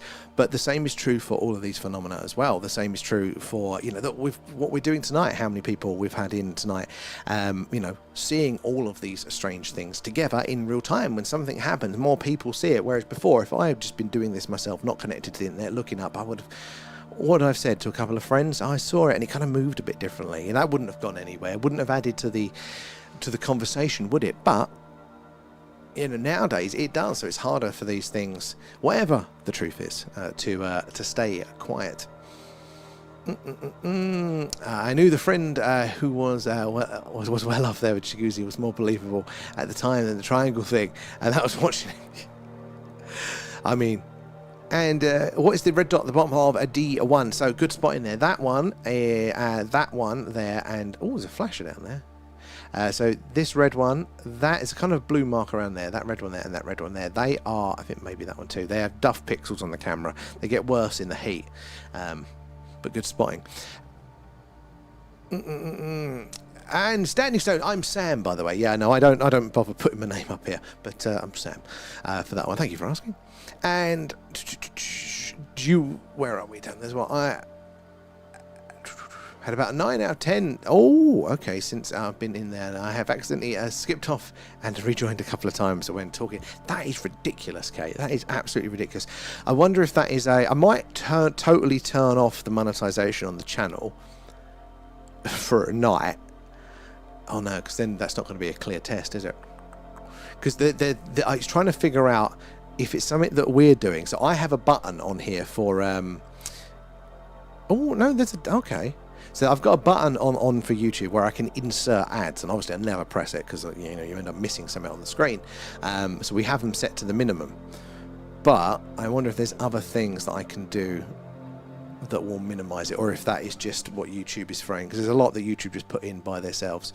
I'll have to have a play around to see if it happens, see if we can figure it out. Thank you for the numbers though. And that happened to me a lot too there. Spooky coincidences with adverts playing, appearing during the replies. The perfect time. Did one just happen just then as well? Perfect timing. Yeah, you're right there, Lucy. And I only drank on the days that end in Y. They're good. And astronauts are not actually floating in weightlessness. They are endlessly falling. Bang on, Rich. Bang on. They are, well, in the case of the ones, you know, around us on Earth, you know, they are falling to Earth in a big circle. You know, that is what an orbit is, essentially. You know, we're being pulled in the same way that, you know, Alan, through gravity, is being pulled down now around a planet. It's just a circular one, and eventually it gets slowly into the central point. Sorry, Alan. There, so exactly. It's crazy to think, isn't it, when you're seeing them up there, you know, doing they call them the EVAs, when they're, you know, out there attached by a string to the space station, and or they're working on a satellite or something, and you're just like, you're falling at 17,500 miles an hour. That just blows my mind. Well, no, don't do it there. It's only a few seconds. We can skip that. I appreciate that one, Kay. YouTube does sometimes take the piss. You can press the other button to delay ads. Okay, let's click that one. I didn't even know I could do that one. I don't normally have this window open. It's because we're not on TikTok tonight. I've got the other window open, so I'm seeing some extra features there. So delay ads. Tell me. All right, I've clicked it. Tell me if there's any less in for the remainder of how long we're on for. And my puppy is crying out, crying to go out again. Oh, poor thing. Hey, it's a good excuse to have a look at the sky, though. Can come back and tell us if you've seen anything there. And C2 is a triangle, or is that a dead pixel? C2... No, I think C2 is a triangle. I think formation-ish. I think you might be onto one there. I don't think there's dead pixel just there.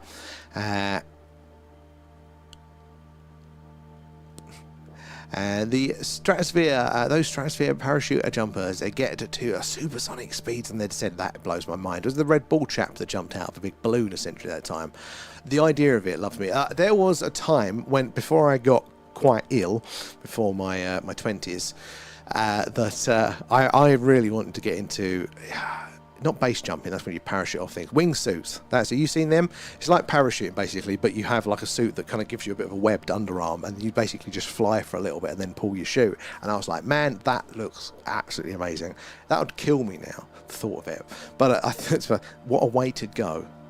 You know, if you're going to go anyway, lads, you want to be flying into something, not the floor. There. Well, hey, there we go. It does do something. And how are we doing, Doug? Good to see you.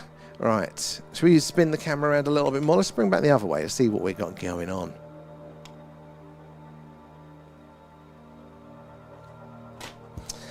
I think it's quieting down. Look at some of the colours that we're getting tonight. Look, the reds, the oranges, the blues. Should we zoom in? Mode activated.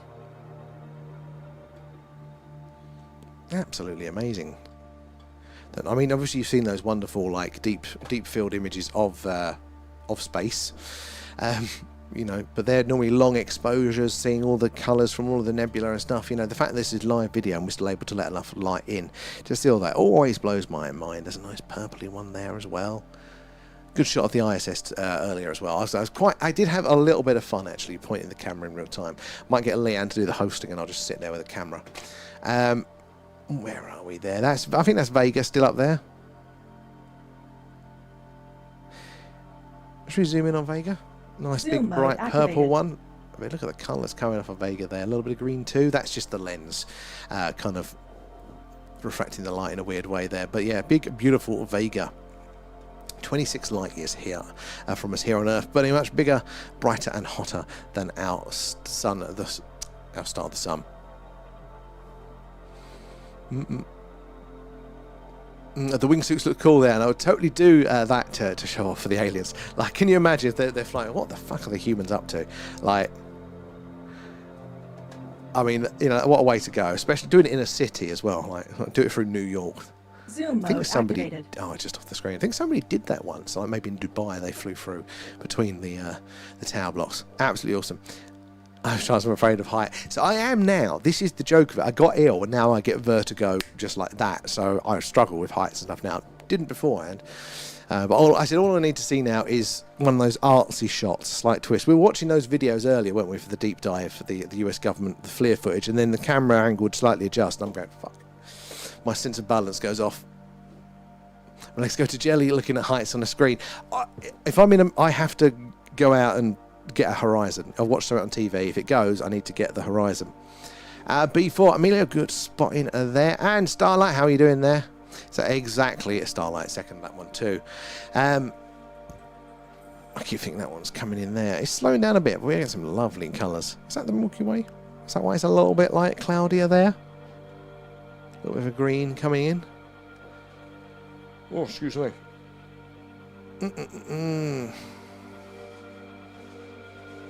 It's not the big wheel fun fair. There was a fun fair. So where I used to live, there is an amusement park right on the seaside there. I used to go there as a child. And fond memories, magical. That seaside was pretty downhill these days. But last time I was there, how young was I? I was dating somebody in my teenage years, and we went on the big wheel. And for that one, it was one of those ones where the little carriages can rotate, and for some reason, whoever the ride operator was, thought it was a great opportunity to spin the fucker, and it's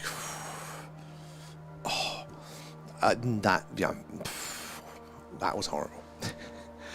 And that was before the main issues. Oh, I was trying to think of the turbo waltzer. Have you ever been to a fun fair, guys, and seen a ride called a waltzer? Right? It is, you know, it's like the carriages that are going around, you know, quite fast. And then the carriages individually spin as they kind of go around, you know, the big circle. Like a violent gallopers, basically, carousel. But there was one that we went to, a fair that pulled up near Leanne's when we first started to sort of dating this. We went to that one, and it was the Turbo Waltzer. Oh, that sounds fancy. Lots of lights there. Fuck me, they weren't wrong. It was the Turbo Waltzer. It was that, like 10x the speed that fucking thing went, and then they insisted on spinning those cars around. Like I was, because for the G-force, I was pushed back in the chair. My head, there was no head support, snapped back like this, and I just spent the whole time just spinning around, couldn't move. It was so fast. I thought he was having a stroke. It was terrifying. Yeah, well, you're short, so you could sit in the thing, but my head went back. It wasn't a pleasant experience there. So the Turbo Waltzer haunts me and my dreams. Nice dark skies. Lilac, you are not wrong. It's a fantastic night for us tonight there. See if we can make something appear. And if you choose a square and we all visualize a flashing light together, what do you think? Rock, let's try it. We've actually put in on the Discord. Are you on the Discord, Rock? We've actually done a section for trying to do this. I literally made it today on the Discord. So let me just close my window for a second because it's getting late. Yeah, made a section for this on the Discord. So yeah, if you are on there, we'll try and add you to that one, talk about this sort of thing. So let's give that one a go at the minute, right? We're going to try and visualize this thing, this consciousness connection. Then we're going to collapse the waves function down to a reality there. So let's pick C2. All right. So that is where's my cursor? It's this one here. This is C2. So somewhere within here, let's envision a flash twice. Just a blink like that, and I'll keep one eye, and then we're going to I'll keep rattling on. So let's give that one a few seconds. Imagine in C2 that flash twice. See if we can get that one. Give it a few seconds, and then I'll get back to the chat. But you guys can keep on it. See if there's any sort of connection. Maybe we're asking too much by asking for a double flash there. I'll settle for a single. The station is going over again at 1:10. Oh, in another 5 minutes there. I have to go all the way downstairs. I think Leanne's gone to bed now. The Waltzer is the only one that made me spew one. I think that might have been what actually started my vertigo off that thing. Used to spin them more when I was young. I can't do it now. Making me feel dizzy with the fairground rides. Well, we always descend, don't we, into madness with...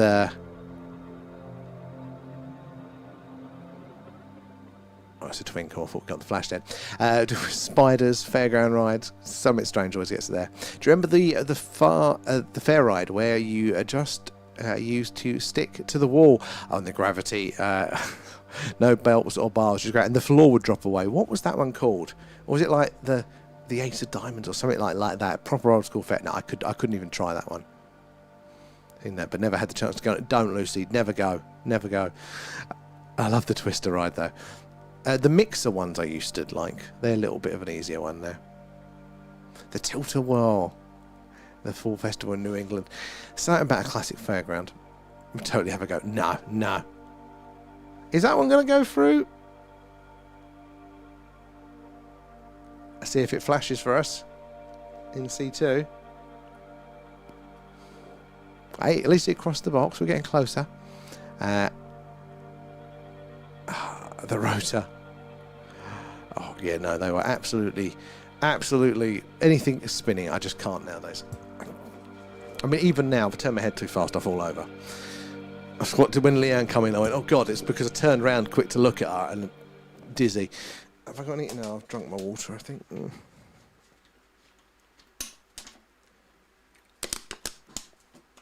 Wait a minute, if it's going to come over, we might be able to catch it a little bit. Let's put the camera all the way around. Sorry, flashing things. We've just summoned it to the wrong patch of sky. Hold on, let's spin ourselves round, and then we should potentially catch the ISS coming across the screen as it comes up, because last time it was right over this patch of sky, so we should catch it if it's doing a roughly similar alignment. The Giants. I've never been to Alton Towers. It is on my list though.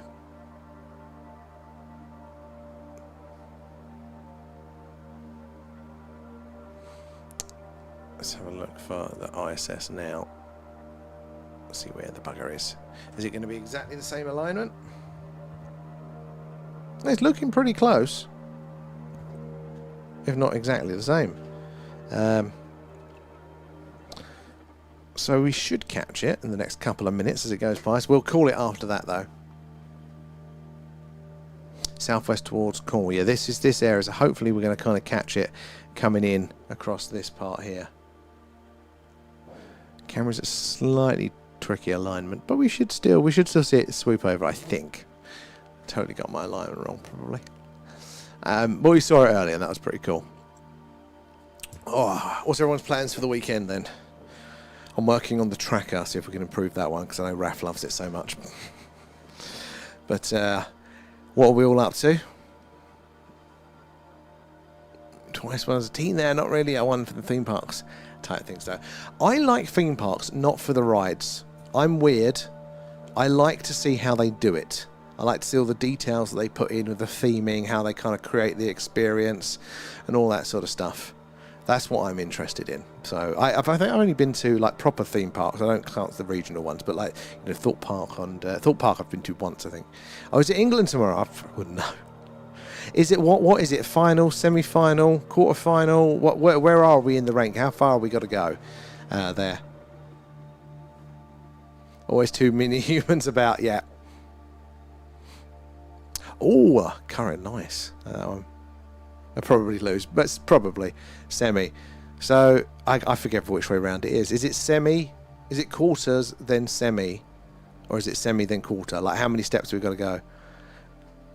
How many? If they win tomorrow, how many more until the overall? That's my question.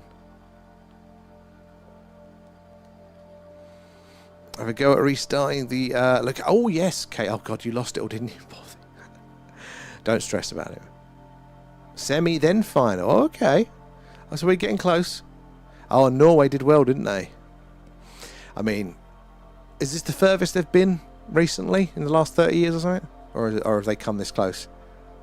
Oh, 3 more including tomorrow. Yeah, so okay. It's not as bad as they normally perform, is it? I say that with absolutely no knowledge. Come on, ISS. Where are you hiding? Where are you hiding?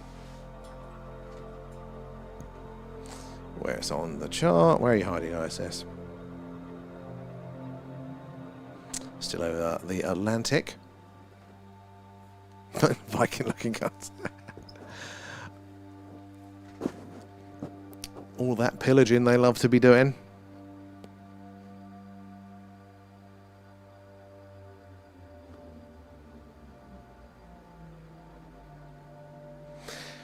Oh. Come on, ISS. Oh, yawn's getting to me. That's a good guys having a football night, so you're going for a curry. Well, will it be quieter? Or will all the lads be going for a curry before going out? That's the question. Oh, next week it's got the fun fair in Tilburg in the Netherlands there. Largest from Belarus. Excellent. The atmosphere. I hate people now. That's the problem. I hate people. But I do love the atmospheres, or I used to, of all of those, of all of the fun fairs and the amusements. The lights, the sounds. I can't hack it anymore, but gives me something reminiscent of that one. Say we're saying goodnight. After the ISS, it is goodnight there. You just like the ginger beards, Kate. I still won't sleep until like 6, 7 in the morning. I'll go to bed and I'll just lay there.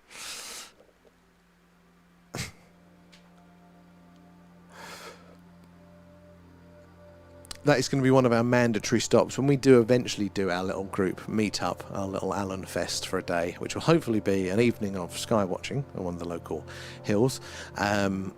Before that, we'll do a bit of a... We'll do a mandatory curry at the best curry house in the world.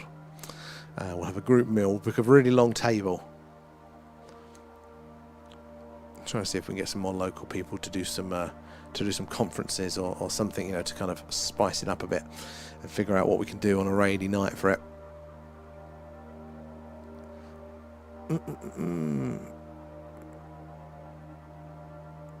Too very much used to it.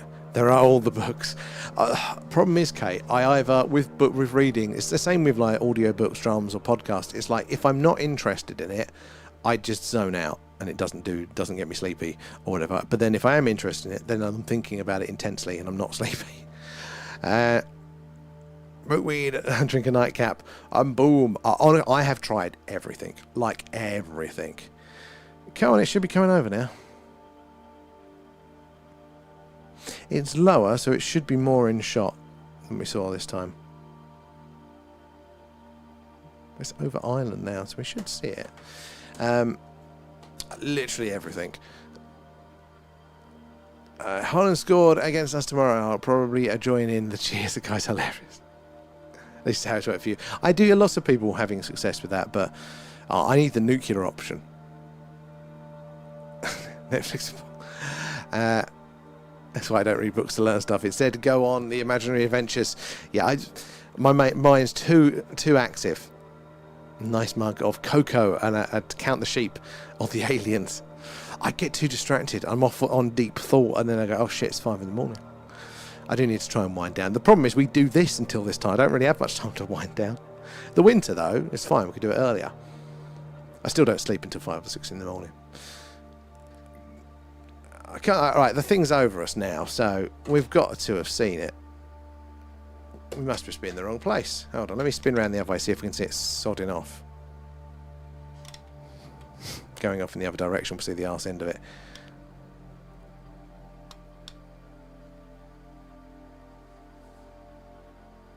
The gnomes, yeah. What are you saying about my imagination? Are you suggesting that those gnomes weren't rushing us? They felt very real at the time. Come on, ISS.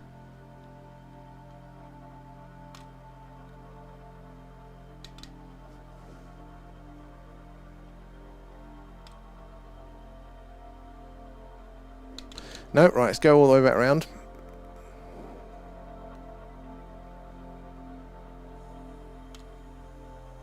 There it is. There we go.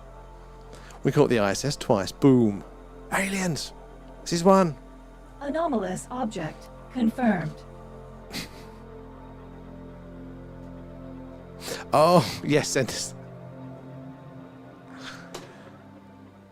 Right, there we go. There was the ISS again. So thank you guys for joining us tonight. Appreciate you all. You're awesome. Bit of a disrupted service, so hopefully my internet will sort out for tomorrow and we can back on the TikToks as well. But thank you for hanging out with us, for all of your awesome accounting knowledge and all that sort of jazz. I will see you all, should be tomorrow night again. It's looking clear. So yeah, make sure you're subscribed or following, just in case you're not there. You get the notifications when we go live. But yeah, we'll catch up with you all tomorrow night there. Cheers, guys. Catch you later.